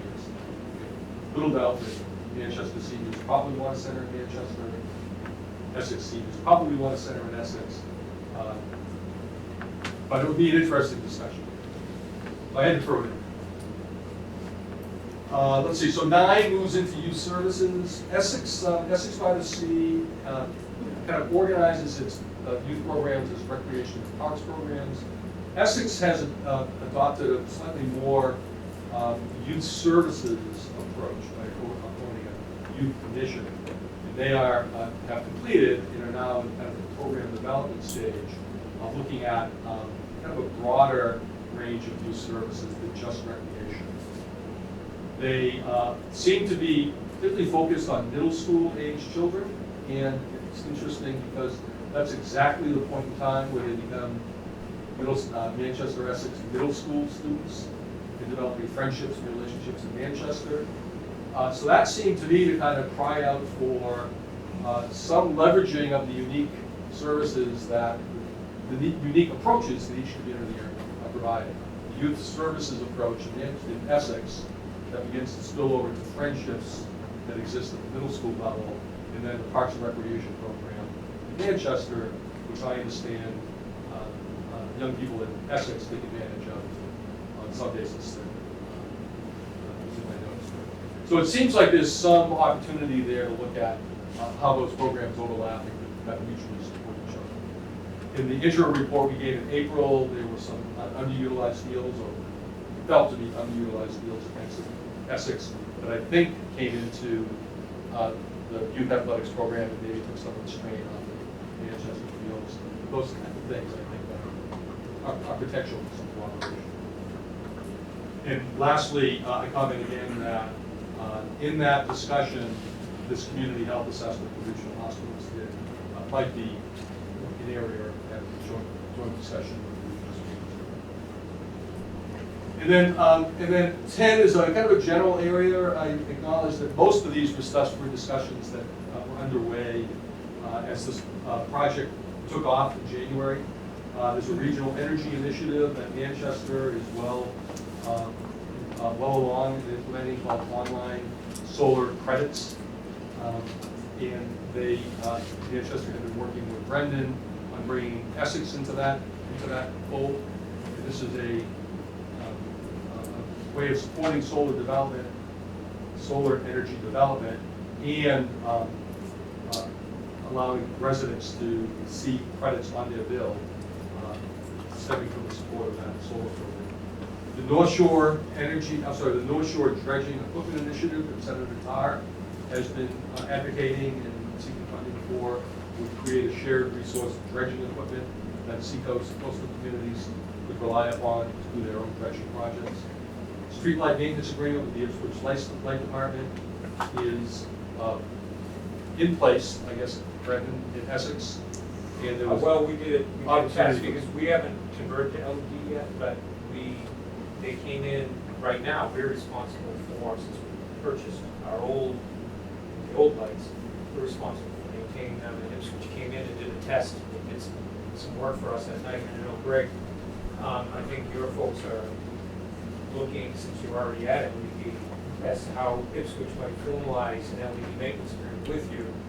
So Manchester will actually be ahead of us on that, and we hope to jump on that once they've got something worked out. But Ipswich, I believe, has the capacity to help both of us. So they specialized light control. You guys already bought them. We bought the lights, and we have 30% of the funding through MAPC, and the other 70% we're hoping to get from Green Communities any day. And then later this fall, we'll do the conversion, and then we need someone to maintain. That's it. Actually buying the light bulbs. And actually seeing the credit Not back. because how much it costs, just the actual Details. It's unbelievable, but we're through that point. We paid for them, but we still haven't even seen the money come back on them not renting them. We have to take that off the bill. And that takes months. Months and months. Just to get it off the bill, and then you get this massive credit, and you don't pay electricity bills for a little while, and that goes away. It's quite a process. And the very last recommendation is, as this project was beginning back in January, February, there was a early stage Cape Ann housing partnership coming into place. Many people at the joint meeting when we kicked off the project commented on whether how to kind of leverage that as a more effective regional approach. And the best practice that we've uncovered is the Metropolitan Area Planning Council has worked with groups, including one in the North Shore that's hosted out of Danvers, on what they refer to as regional housing service organizations. And these are, basically intermunicipal agreements. And have communities agreeing to hire a staff person or hire a resource to run various housing programs that are relevant to the needs of their specific communities. Some of them maintain the inventory of subsidized units. That's important to determining where you stand relative to the 40B mandate. Some of them do pre-development work on sites that might be developed in respective communities. So the recommendation is that the first step is for the partnership to figure out what the a la carte menu of services might be. But there are clearly models in at least 3 regions of Massachusetts where this housing services organization has been put in place, and each community then makes a financial commitment to support it, commensurate with what they would like to have that organization perform by way of services. What are the communities that are doing this already? Are they Manchester, Essex size, or are they cities, or? I think in the report we've done here, but I would say, for instance, the one that I'm most familiar with, where I've worked more recently, is in the Metro West area. It's communities like Wayland, Weston, Concord, Acton. It's a little bit bigger. Burlington, yeah, so probably somewhat bigger. I know that in the North Shore, Danvers is hosting, and I want to say that North Reading, Linfield, communities of that size, Saugus. So probably a little larger than what we're talking about here. And that's where we stand at this point in time. I think the stage we're at is we purposely wrote in a working session with the 2 boards to allow for some local discussion of the interim report and recommendations, so that the boards could have some input on realities of some of the recommendations. And it's our hope that we'll be able to do that over the next couple of weeks, and that we would then work with the 2 town administrators to produce a final report to be delivered sometime in September. So it would be helpful to know if there are any non-starters that you think are on this list, or if there's something that hasn't been included that you think we have to be looking at.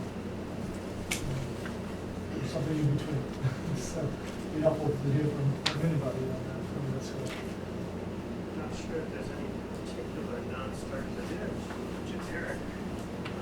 Two relatively generic questions. One, it seemed to me, listening to you, there's some variation with respect to among these recommendations,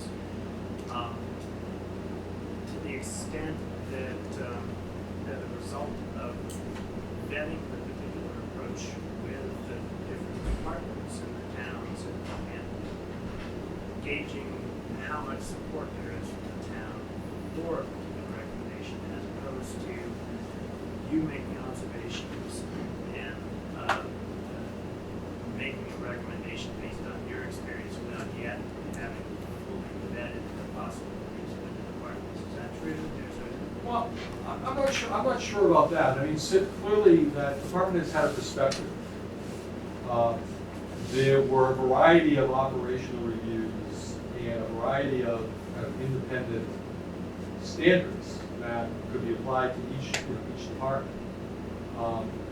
In the case of, say, the Manchester Police Department, the MRI study that was done in, I guess, 2015, went through a review that basically said they're at or just below the staffing required to meet their own local staffing goal of 2 officers per shift.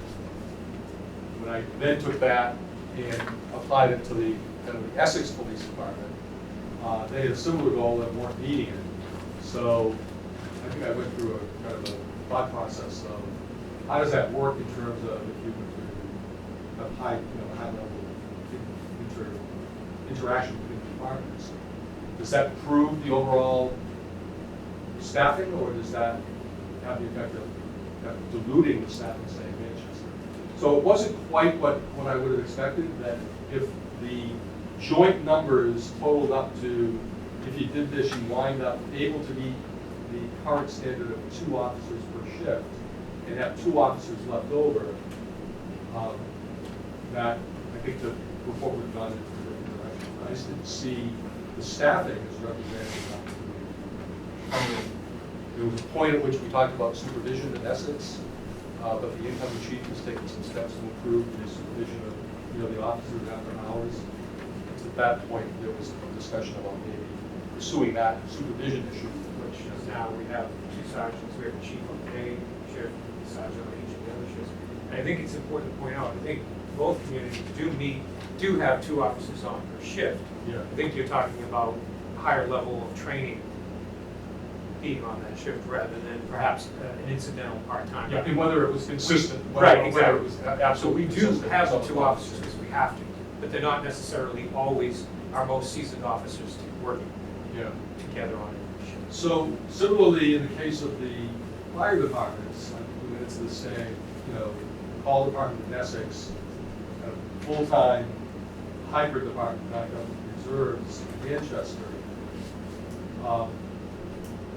The MRI report did the analysis around the NFPA standards for response, which are very, very strict.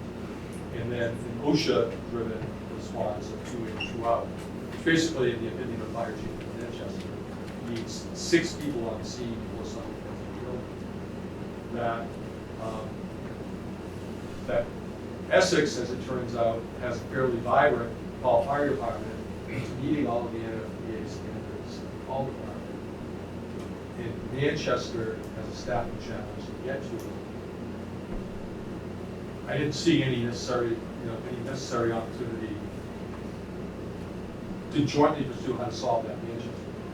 Other than you are dependent upon a reserve department kind of back up the full-time people. And there may be some joint cooperation on improving the quality, or some way where that happens. So, I guess to put a slightly different color on my statement of request is, where it's appropriate, if you could include to what extent, on your individual recommendations, to what extent the departments, active departments or groups in both towns already support the recommendation. Support this recommendation? In each particular. Okay, well, I can work with Greg and Brendan to articulate that. I mean, I believe that all these departments have looked at these. So, again, I don't necessarily a matter of vetting, but I think that there's a courtesy review, so that no one would be surprised by what's on the table. And the other question I had was, when you look at these recommendations, and when you make these recommendations, do you have a system of characterizing them as, for example, political, cultural, financial? Well, I was trying to be a little bit more nuanced than that. I think there are recommendations here that are just like, let's just do this, right? You've got some surplus capacity in the senior citizens vehicles, and Essex has a problem. Damn, we don't need a big financial analysis. Let's sit down and figure out how to share the cost of that.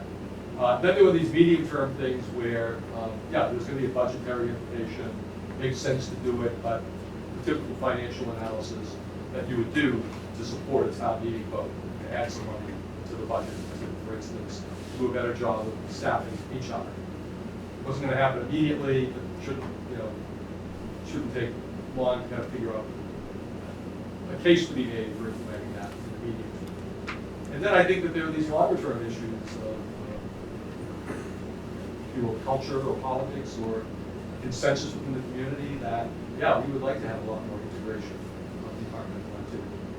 And that's going to take some time to build that consensus or political support, if you want to put it that way. And I could characterize it that way.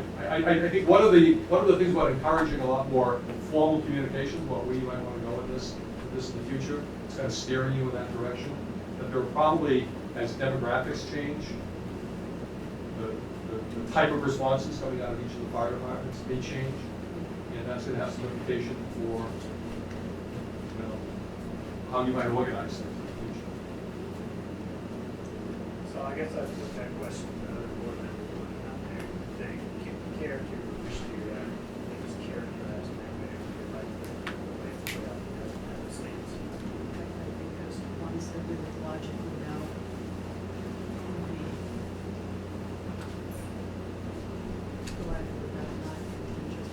Would need a lot of board level discussion and between the two communities and then the towns. I think there are some on here that jump out into that category. I don't necessarily think we need them to be put into categories.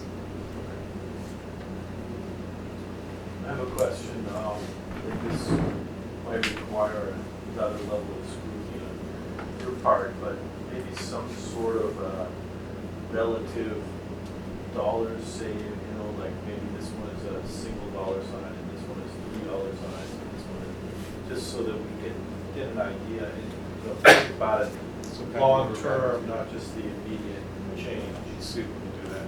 I think the approach I took in interviews was to be pragmatically focused on here's a real challenge that exists in this department and coincidentally exists in another department as well as the regional school district, and that leads you to, without doing a lot of financial analysis per se, there's a problem in Essex, there's a problem in Manchester, there's a problem in the school district, and it's going to require an appropriation, but you could probably do facilities management a lot more efficiently. The three, and hard for me, I guess, where we are right now to kind of cost that out. Sure. But it would stand to reason that using higher paid talent of 2 town administrators and higher paid talent of school business manager to assess what the fix is for the door operating in the library, that there'll be some financial analysis required to sell that.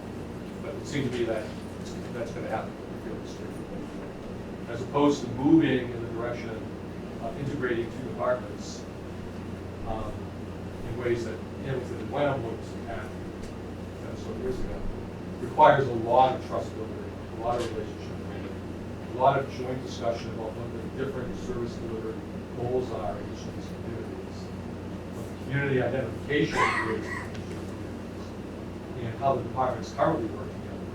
So I think the start is the department should work a lot more closely together, form joint operations, do joint training, and see where that takes you in the long run in terms of other opportunities that might be developing as people get older and service demands change. I think the regional dispatch center is another one that I think probably medium term, but I suspect you've had discussions about that topic. So I'll leave it at that. So I think that there is a lot more discussion about some of the medium to long options.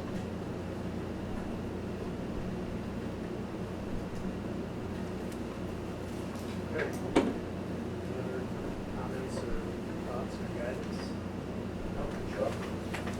Thank you very much. And again, I just want to emphasize, I'll just also, because I think the interim chief of Manchester, I think in a lot of ways you're at a very unique crossroads, where, prospect of,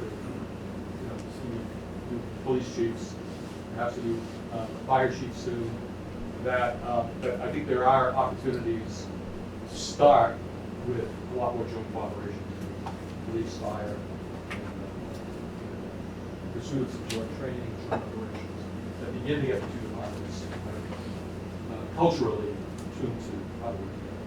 And the fact that they're both recently accredited, I think, is a great starting point for pursuing reaccreditation. I'll just leave it at that. So I'll be working through Brendan and Greg. One last ask, I guess, part of the final report, is there a perspective at the center, or do you provide this building kind of other communities? As things that they didn't come up in the department reviews, but that you're aware of, you see go towns heading towards, I think one of the things that triggered, at least on the manager's side, one of the things that triggered an interest in this work was during the budgeting process, an honest look at how much costs have been rising. And I think a little bit of an existential question about whether or not the town, over the next 5, 10, 20 years, can realistically sustain a lot of the services that people have come to assume and expect. And with things like Prop 2.5 in place, restricting to some degree our ability to grow revenue at a proportional rate to the rising costs, is there a harsh reality that both towns need to think about, not in the immediate present, and not in line with the timing of all these recommendations, but is there something else that can come out of this project? I'm not looking for bad news. No. But if you look at the budget of both towns, safety and public works in both towns is growing way beyond 2.5%. And it seems like from this work that we're missing something, even if we don't want to accept it.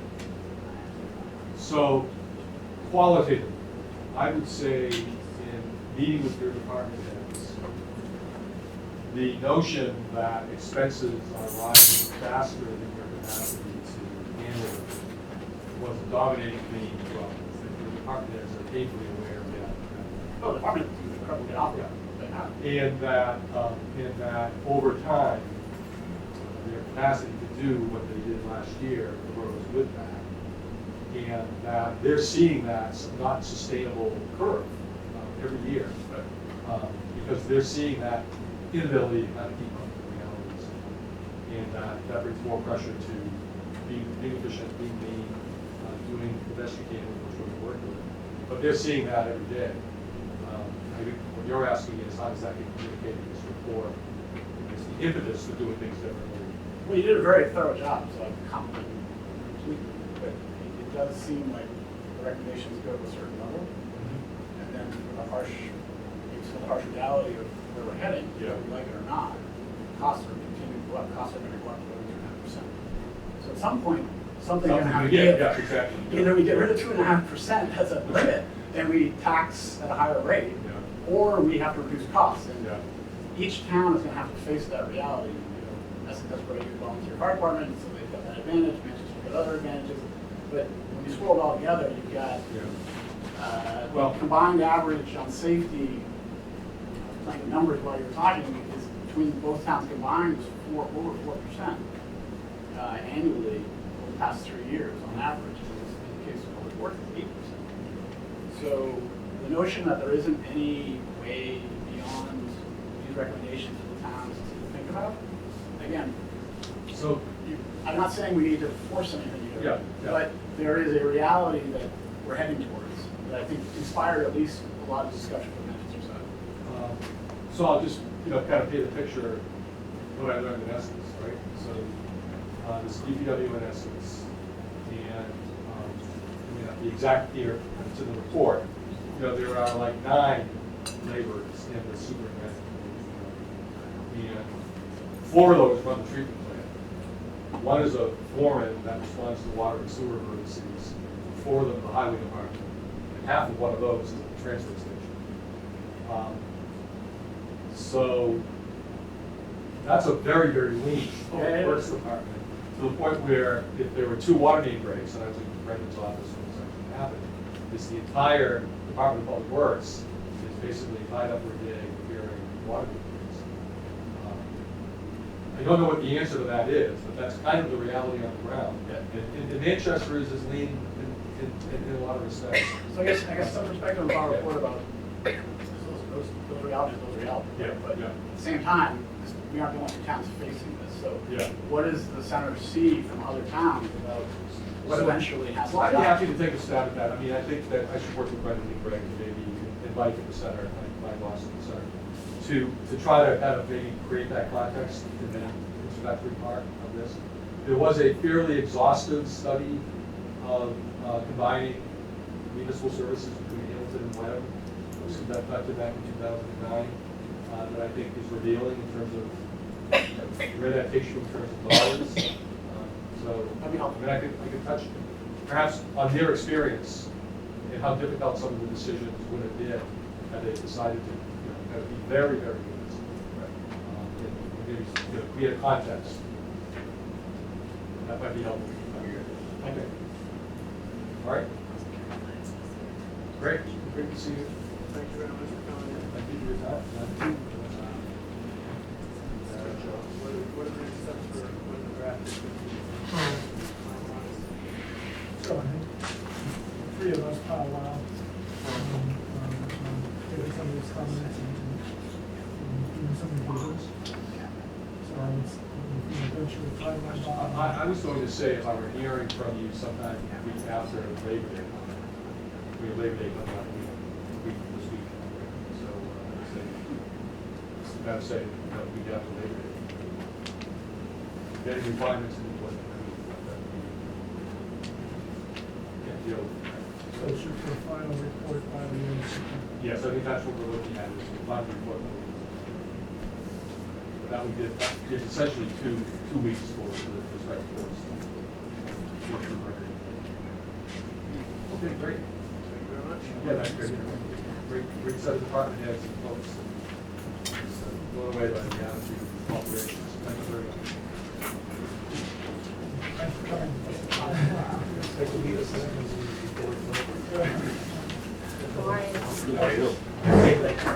Okay, good. So enjoy the rest of the summer. Very short what's left here. So was that you that just pulled in the apartment? No, that was I thought so. Okay. I thought it might have been you, but I wasn't. Todd.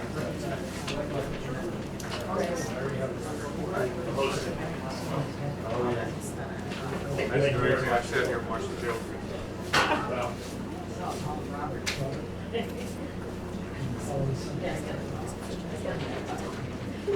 Bob, his son, he goes, Bob. Yeah. Oh, his name is Bob. Bob. Rotated, shuffling around. So we'll just go Bob. That works for me. It works for me. Have a great evening, guys. All right, take care. Take care. But.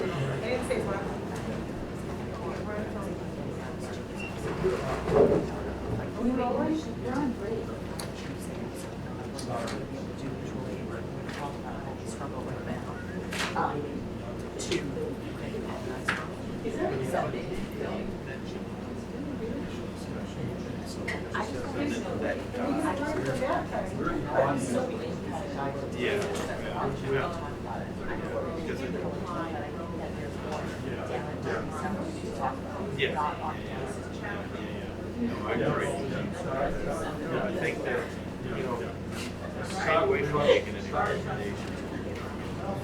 It's not gonna work, but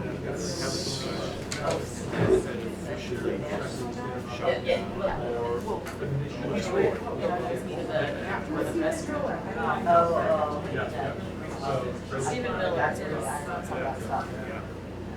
the farm administration. He's a very young man, he's very conservative, and he's responsible.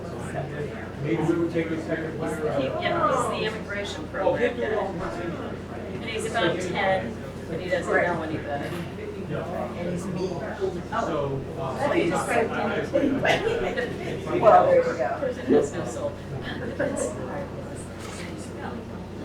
one time he showed up on Sunday morning programming, having sprayed his head to look like he had hair. I caught that one. I got it. Talk about personal. Maybe. Go down to Joe Biden, get the hair ones, you know. Remember what Joe Biden likes? Oh, they know, that's true. It showed up, it was, you know. okay, all right, great. I am standing in for, everybody's, Regina Villa has organized I get myself in? a whole bunch of people. Every single meeting, there is. I haven't seen the same person yet. No, it's, yeah, there's a lot of people from O's. All right, well, It's such an amazing place. And she's all right, so so, important. So important. So, I mean, the least we could do is get our Stand out. tails Yeah. here. Yeah, we need to stand up. Yes. Monitor and try to make it straight. Yeah, this is, that's, That's a good. I'm still standing. She looked like that. What the heck? It's a good part. All right, we're ready to go? Are any of those people connected? You want to come back to the table? All right, so we're gonna sweep through the consent agenda, correspondence, town administrator report, and come back to shared services. Is that all right with everybody? Or do you want to go back to shared services first? Not the shared services, sorry. I'm up for whatever you want. Um, Yes. Consent agenda, board selectmen minutes August 5th, and board appointment finance policy. Did I get that right? Yeah. To the zoning board of appeals as a second alternate. Brian, we interviewed for the planning board position. That's why it was thought we did not need to bring him in for this appointment. Does anybody have anything they want to pull out of the consent agenda or discuss? All right, can I get a motion to approve the consent agenda? So moved. A second? Second. Any discussion? All in favor? Aye. Opposed? All right, correspondence. We have a letter from Chris Olney regarding his resignation as the moderator's designated member of the the Manchester Affordable Housing Trust, because he has been appointed, as I understand it, by the planning board to be their representative. So now, Alan will have to go and choose the representative. We have a letter from the GFOA,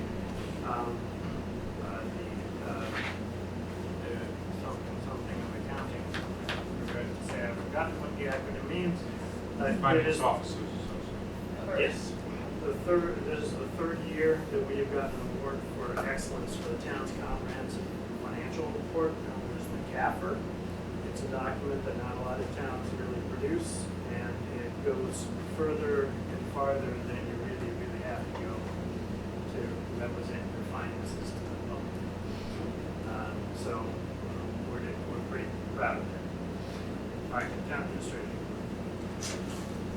So first off, Chuck, Dan and I, together director and I met with Brad Hill and Bruce Conner concerning the 127 southern portion of 127, focus on the harbor and intersection. Talked about activated light, talked about crosswalks, and talked about the possibility of reconfiguring and making that a more slim T intersection. So they obviously can't promise they will do all of it or any of that, but they will work with us to promote it and push it. So I'll be following up with a letter to both the CC District 4, trying to keep some pressure on it to keep it moving. So that's on the way. Long Beach, San Cove, had some substantial crowds, no incidents. Report. Some rumblings about property ownership, high water mark, low water mark. Deeds are a bit confusing, not clear, a little contradictory. So we are doing some research. County office waiting through a few deeds. I thought that actually litigated on that. Well, I don't think in this area. So yes, the concept certainly has been litigated, and it all hinges on what the deed said. In this case, there's some ambiguity in what the deed just said versus what the plans show. So filed plans and the deeds do not mesh. So which one goes is the fundamental question. Is this the argument that's going on between property owners and people who are approaching the beach? Yes. At that level? Show me your deed. Yes, it's getting to that point, yes. And the question of, do they have the right to turn up outbursts to the water mark, any buoy in the water is supposed to be approved by the harbor master. If before he can approve it, he really needs to see this documentation. So that's the sort of chain of events that's drawing us to. So I'm hoping that we don't get drawn too far in, but we'll see how it's going. So I'll keep you updated on that. Last time we talked a bit about the wooden permit and the contract, outlined to you their response. So I'm looking to see if that is acceptable to you, or if you want to hold fast in 24-month versus slightly longer time. Well, I'm okay as long as that it does provide us some cushion there to do some of our own training. Otherwise, I would feel like they're the ones that asked us for a 2-year. We went back and said we'd do that, and now they're asking for 9 more months. Did they not know that when they asked for the 2 years? In particular, if you're agreeing to a longer contract, interfere with our ability to do some shared services negotiation, like we miss out on an opportunity that we can't get back to. To me, a simple solution, 2 years and you buy out the car for the Yeah. if the residual value on it. Can't do that. Right. I mean, Not on that you side. lose, majority of values in the first couple of years of the vehicle anyways. I guess I just feel like they didn't realize they didn't amortize out a vehicle when. So I had suggested that 2 years initially, not that. Oh, okay, okay. So that's what they responded to. As long as we have a reasonable outlet to get to. Yep. If we find something attractive, shared services. Yes. I'm okay. Yep. Who would that be? Reasonable applicant, reasonable applicants to come up with something with Essex where they can own water treatment plant operators as cost of use contract. Okay, but that rolls into a much more complicated issue that was just discussed about them training their operators and then their operators go with trouble. That's why I asked them about that economic issue. Yes. But what would the reasonable out be in our extending the contract with WC so that we could go to shared service? Well, the issue that I have with Essex is currently thinking about bailing out of that situation and going to something like the current model. Right. But if we want to team up with Essex on something other than the current model, and they hustle off and do that because they're large operators for the train, maybe that precludes us from going into a future path that's better for Essex and Manchester and Latin. So you're advocating for a 24-month The option, yeah, for 24 months. Be able to get out early if we need to. Looking for an escape clause without hearing. Right. Yeah. Yeah. Okay.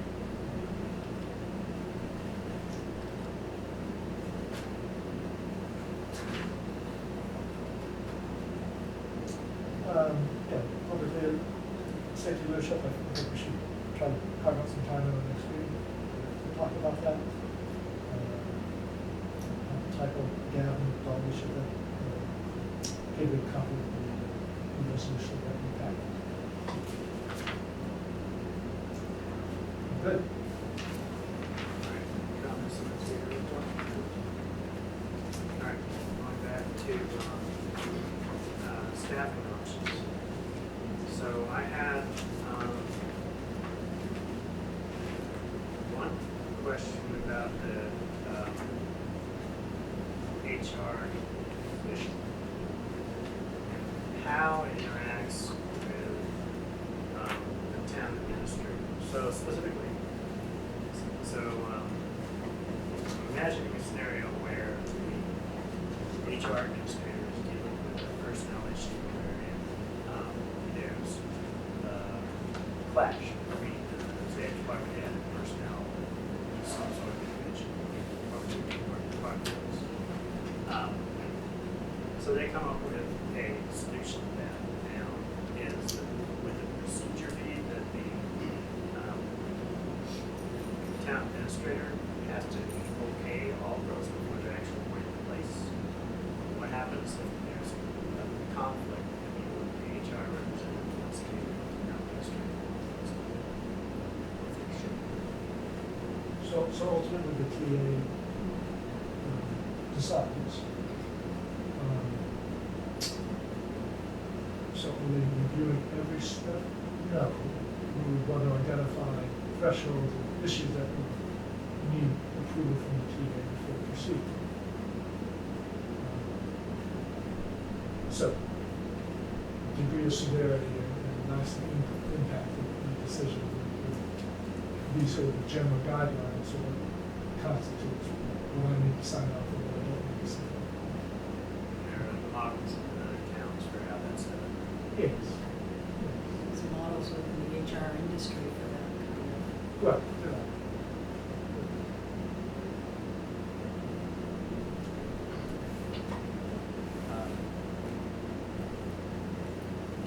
Well, so I feel very strongly that we need to move on the communications and outreach coordinator. I felt that way for quite a while. And I'm also a proponent at this moment of looking at the HR in some kind of shared service with whomever in the area is interested in putting that in place. I would like to see continued discussion on the next steps after we get those two positions in place.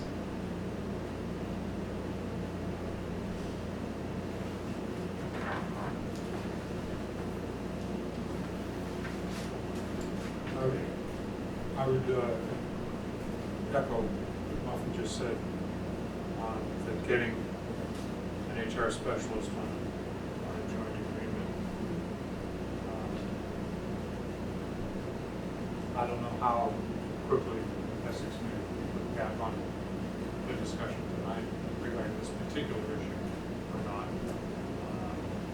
But I would really like to see that done as soon as possible and see it on the footing with communications. And I just, I think the HR piece that's in place now is okay, but I think times evolve and change very quickly, and I think it's only what's fair to the employees of the town is to have something a little bit stronger in place, a structure a little bit stronger in place that, I think that's all part of a good working relationship with everybody that comes to work every day for the town. Not that what we're doing isn't working, it is working, but to Greg's point, it's kind of all segmented, 3 or 4 different places, I think. I think employees need one person to go to be onboarding, to go to with concerns, and to do exit interviews with. I do think that, yeah, I think there, in there, there's a line that we need to establish between what is management responsibility versus what is truly HR services. I do feel like a lot of what we need for strictly HR services, we should look at contract services. Like a lot of this is. So that's the step in this shared service piece, is Yeah. let's find a consultant with 1 or 2 other communities and go. Right. And I think you're saying well eloquently, we're back to previous comments earlier in the evening. I think I'm just unclear on that line that will seem to be blurring between management and versus HR. And I'm not quite comfortable with us just putting it all together and saying one person will do all that, because those are very different. Right, so that's why I want to see the HR piece start on the start on the outside with a shared service, with a consultant versus an employee that we hire that's dedicated to it. We need to take the first step in the HR piece away from how we are doing it into how it can evolve, and then who knows how long it will take, 2 years, 3 years, I don't know. I don't know, no crystal ball, to then decide, all right, do we have this, do we understand this enough? Is it working well to stay with the shared service? Or is it time to roll that back in conjunction with another position that within 2 years, we're ready to put into place? That's how I, quite honestly, always, I'm not walking back from the assistant TA position. I just feel like we need to get the communications piece and the HR piece in. And then 6 months, 8 months from now, 9 months from now, look back at them and say, okay, out of those two pieces now, what else is it that we need to take? Whether it's, it's grant writing and procurement and a few other areas we've talked about, and then start to build that conversation and description of an assistant town administrator, and see, does that HR piece fit? It might take longer than 9 months, it might be a year or a year and a half to decide then whether an HR piece under an assistant TA fits or not, is necessary or not. Or is there enough of duties for an assistant town administrator, wrapping in maybe some of the executive secretaries or executive secretary assistant's role, to wrap some of those pieces into the assistant town administrator. I think we're on the track for it. I just don't know if we're ready to execute that piece. So you're arguing for the incremental option? Well, Yes, yes. but with a logical, fair, necessary timeline to what incremental means. And the part that I was, one part that I'd like to clarify is, out of that, I guess I want to clarify what you're concerned about with the HR specialist. Right? Are you concerned about an incremental option? What's the actual definitions of that consultant's position with respect to dealing with management issues and personnel? Or I'm separating the needs we have, or at least the needs that I understand, I think we have, versus functionally how it's delivered and executed. And I see the need for benefits administration and what I view as pretty straightforward HR functional execution. I see that as something that we could fairly easily contract out in conjunction with Essex, without Essex. I don't really, that would just bring driving down better costing. I think we can probably do it today on our own and still get pretty good costing. I don't dispute that we need HR support, benefits support. There's a lot of, I think, frankly, clerical administrative work that probably does consume a lot of people's time that we could probably outsource a contract and have it treated as a contract spend and fill it probably significantly. Separate from that, I think, are needs within the town from an operational management standpoint to ensure that departments are being managed successfully and that we're fulfilling all of the objectives that we're trying to do macroscopically above the level of any department. And my worry all along has been that Greg is the only linchpin in the defense of Greg. I don't think it's a fair position in the way that we're structured as a town to have a 5-person body, 1 person, and then fan out departments. I think it's an imbalanced government. And so I see the HR benefits function as very different from the capacity that I think we're limited in this town. And we can push it out and we can phase it out so that we're comfortable with the transition of things. My concern is that life moves on in this town. There are needs and demands that are coming in daily. There's things that we're not even aware of that are going to happen that I think capacity-wise we have proven to be limited in our ability to successfully negotiate. And I don't think that puts us in I think that puts us in a compromised position. So I prefer B. I prefer B with more delineation of what that number 3 really is as it relates to management of operations in town, so that Greg is not doing our budgeting, doing our forecasting, doing all of our preparations for town meetings 2 times a year, plus all of the legal inquiries that we have we generate on a weekly basis, plus managing all the departments. I mean, it's, again, I think of us as a $35 million budget, and we got one, with all respect to all the department leaders, we got one person in a general management role, and that just seems insufficient. And, it may not fit with the ratios of other towns of where we have an assistant general. Frankly, I don't care about this town. And I see us constrained, and I see a lot of pressure on the role that Greg's in, and I've seen it for a long time, more than one person's job. So you prefer B because you feel like the need is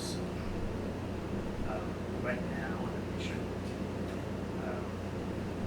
spend time on the equilibrium option because I think it's more important to get to B right away. Yes. And I see us actually inadvertently, by doing A, actually costing the town more people involved. If we go back to Jeff's point about headcount, contract or full FTE, I think we're increasing the headcount in doing Greg. We're at the way that it looks like roles are delineated.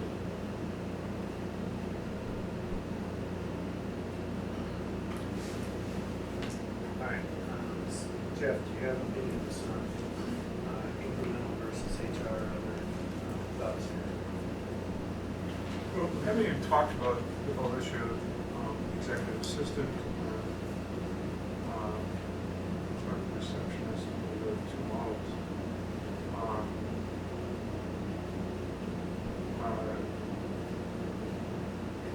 I'm not sure about the problem with delineating the HR specialist role.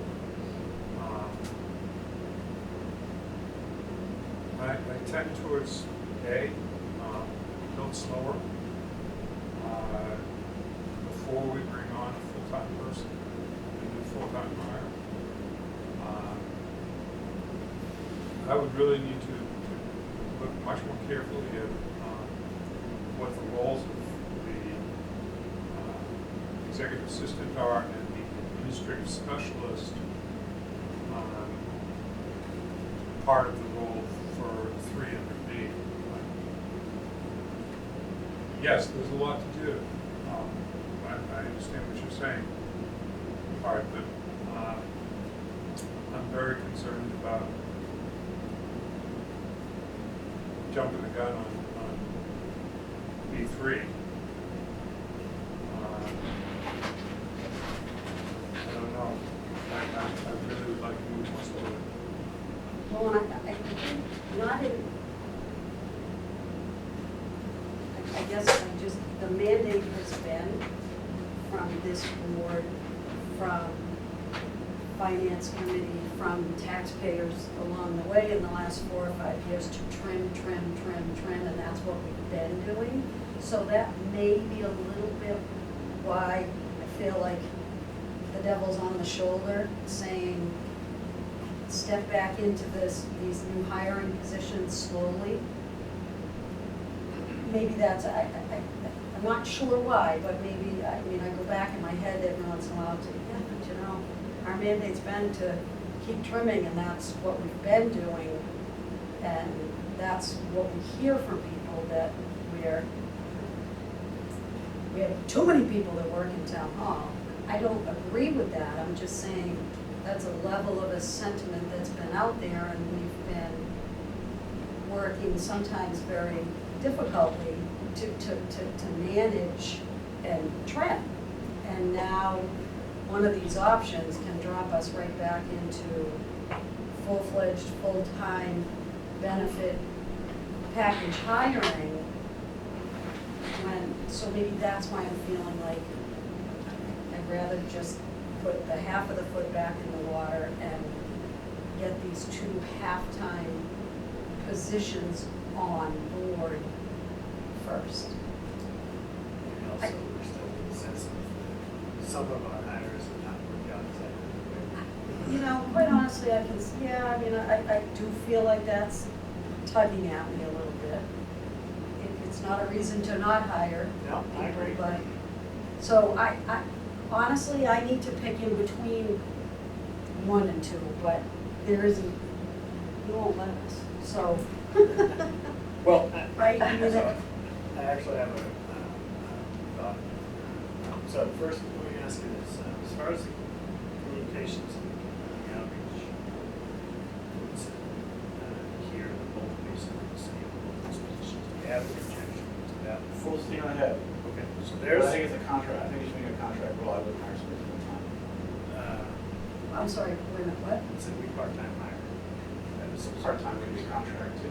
But part-time is the number of hours. The actual engagement with the town could be contract-based. Okay, you don't have any objection to the way this format.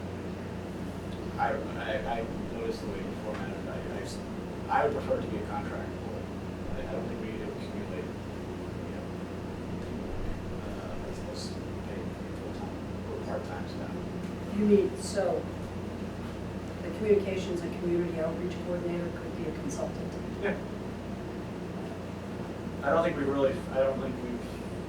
I overread time, but I've personally committed to him, I don't think we've really gone back and reassessed where things went well and where they didn't go well. Because we've tried different things in the past, doesn't mean that we couldn't try a different approach to the same. And we tried an agency, that one didn't work out.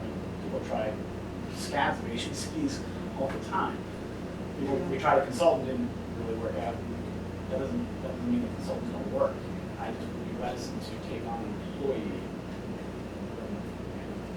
I would try our way into the solution if I were doing it myself. So I would counter with, I feel like consultant based would have less at stake with the employees.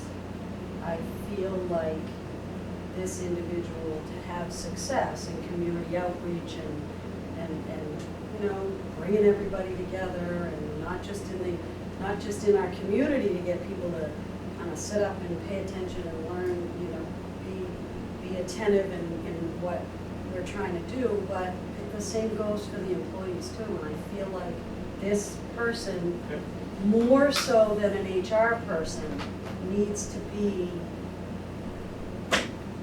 one of the gang. The flip side is true, you could hire somebody and they could not be the right fit. Yes, absolutely, So, absolutely. I don't think it matters. I mean, the nature of their contractual arrangement, full-time, part-time, outsourced, that's a matter of packaging. I mean, who it is that's doing the job is what matters. So if we can find that person part-time, then great. I'm just fearful that we're going to walk into a commitment that we haven't, I don't know whether or not we've really figured it out, what we're trying to solve for. But if we have, I think This, that this communications and community outreach, I know the need, I'm just seeing that we're going down a rabbit hole here, we've got 4 other roles. Yep, that we're go ahead, solving. Eli. So It's not exactly about.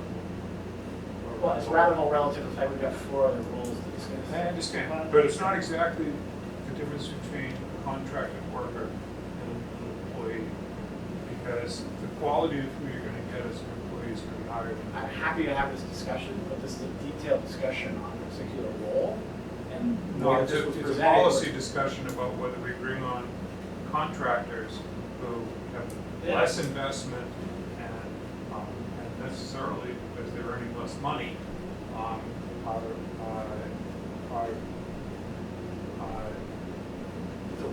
it's not focused on the job. It's a worthy, detailed discussion. We can't, I think, sufficiently have it in this time capacity when we're talking about 4 other roles. The way this proposal is put together to munch every need we have. wait, actually, one of the requests for tonight, coming out of this meeting, is to give Greg the go-ahead to execute on this position.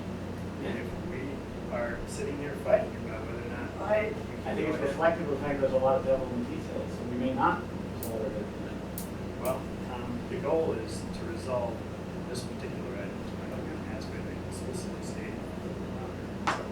I mean, I personally do lean to the side of making it a part-time hire for the same reasons that you offered. So, and Jeff, I think that we need that individual to be culturally embedded within our community. It's going to be much more difficult to do that. So, Okay, great.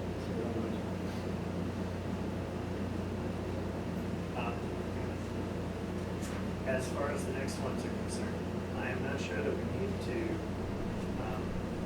dig down details of all of these positions tonight. I think what we need to do is to give the right guidance on whether or not the incremental option versus the full bore option is the way that we want to go.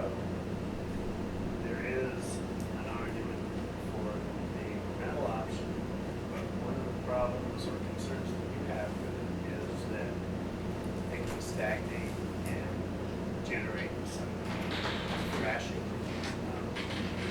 Am I articulating that correctly? And expose us to liability that I think we've gone through already. So we also don't have a good history of hiring people expeditiously.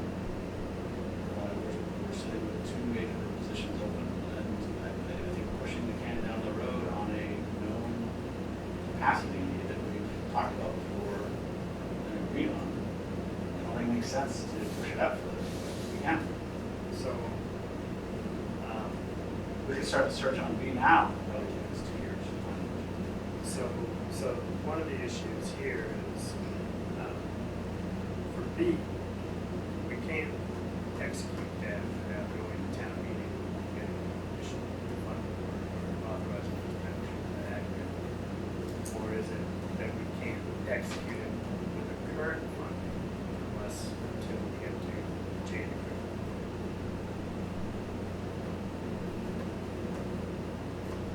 So, you never know what funding you're going to have to do. Right. But I would want a commitment that indeed, if we go with option B, that we will push hard to secure that additional funding in the FY 21 budget. Yeah. You don't want to go through, a hiring process, bring on somebody in December or January. Exactly. And And then say, go well, to by the July. way, in June or July, you gotta go. Because we didn't pass it. So,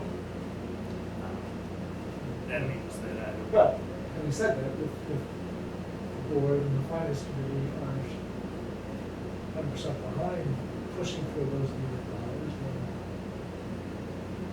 I think that's a dice that we're going to roll. All right. But to answer your question, in the current budget, it assumes that if they say happy, by the time we get someone on board, it's the first of the year. And it's, A little bit less if we execute on the communications first now.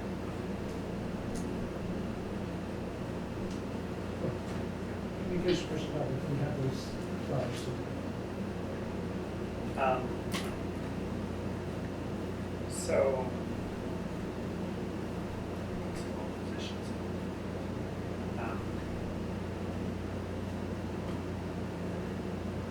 So one of the issues that you have with the incremental option is that there's not a very clearly defined path to option B. So on the continuous commitment, it's in a period of time, not getting to option. Is that fair to say? That's fair. I'm also trying to keep it in line with all the discussions we've had with Greg. Just recognizing, I'm not being critical or negative, I'm just being honest. Like, it takes us a while to find the right people, and that's not a bad thing. So I'm just trying to keep the balance of the things that we directed Greg on contractually as well as feedback wise. What we see independent of Greg, which is the needs operationally, plus now this plan and the timing of that plan. I'm just concerned that they don't match up and they're not consistent. So what I'm gonna suggest is that we stop here for tonight.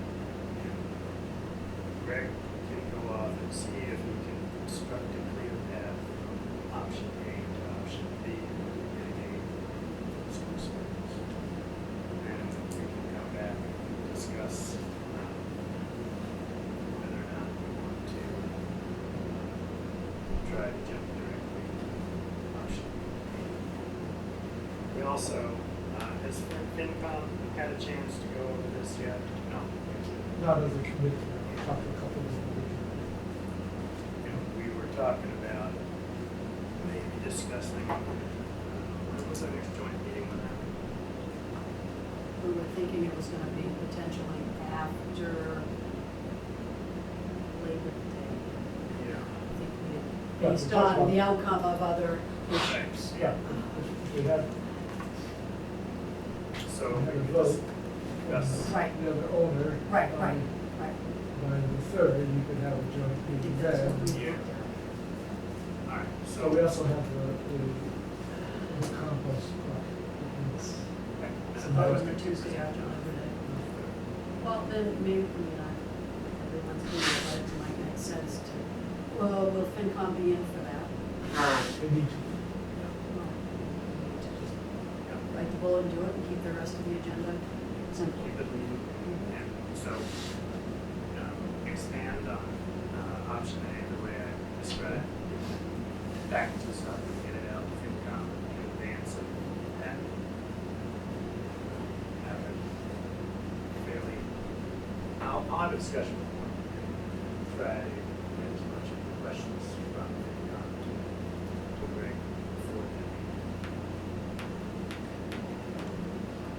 Keep some more time-wise discussion on that one. Got the communications person going, that was a good first step. Everybody okay with that? All right. Anything else? We're going back to the shared service.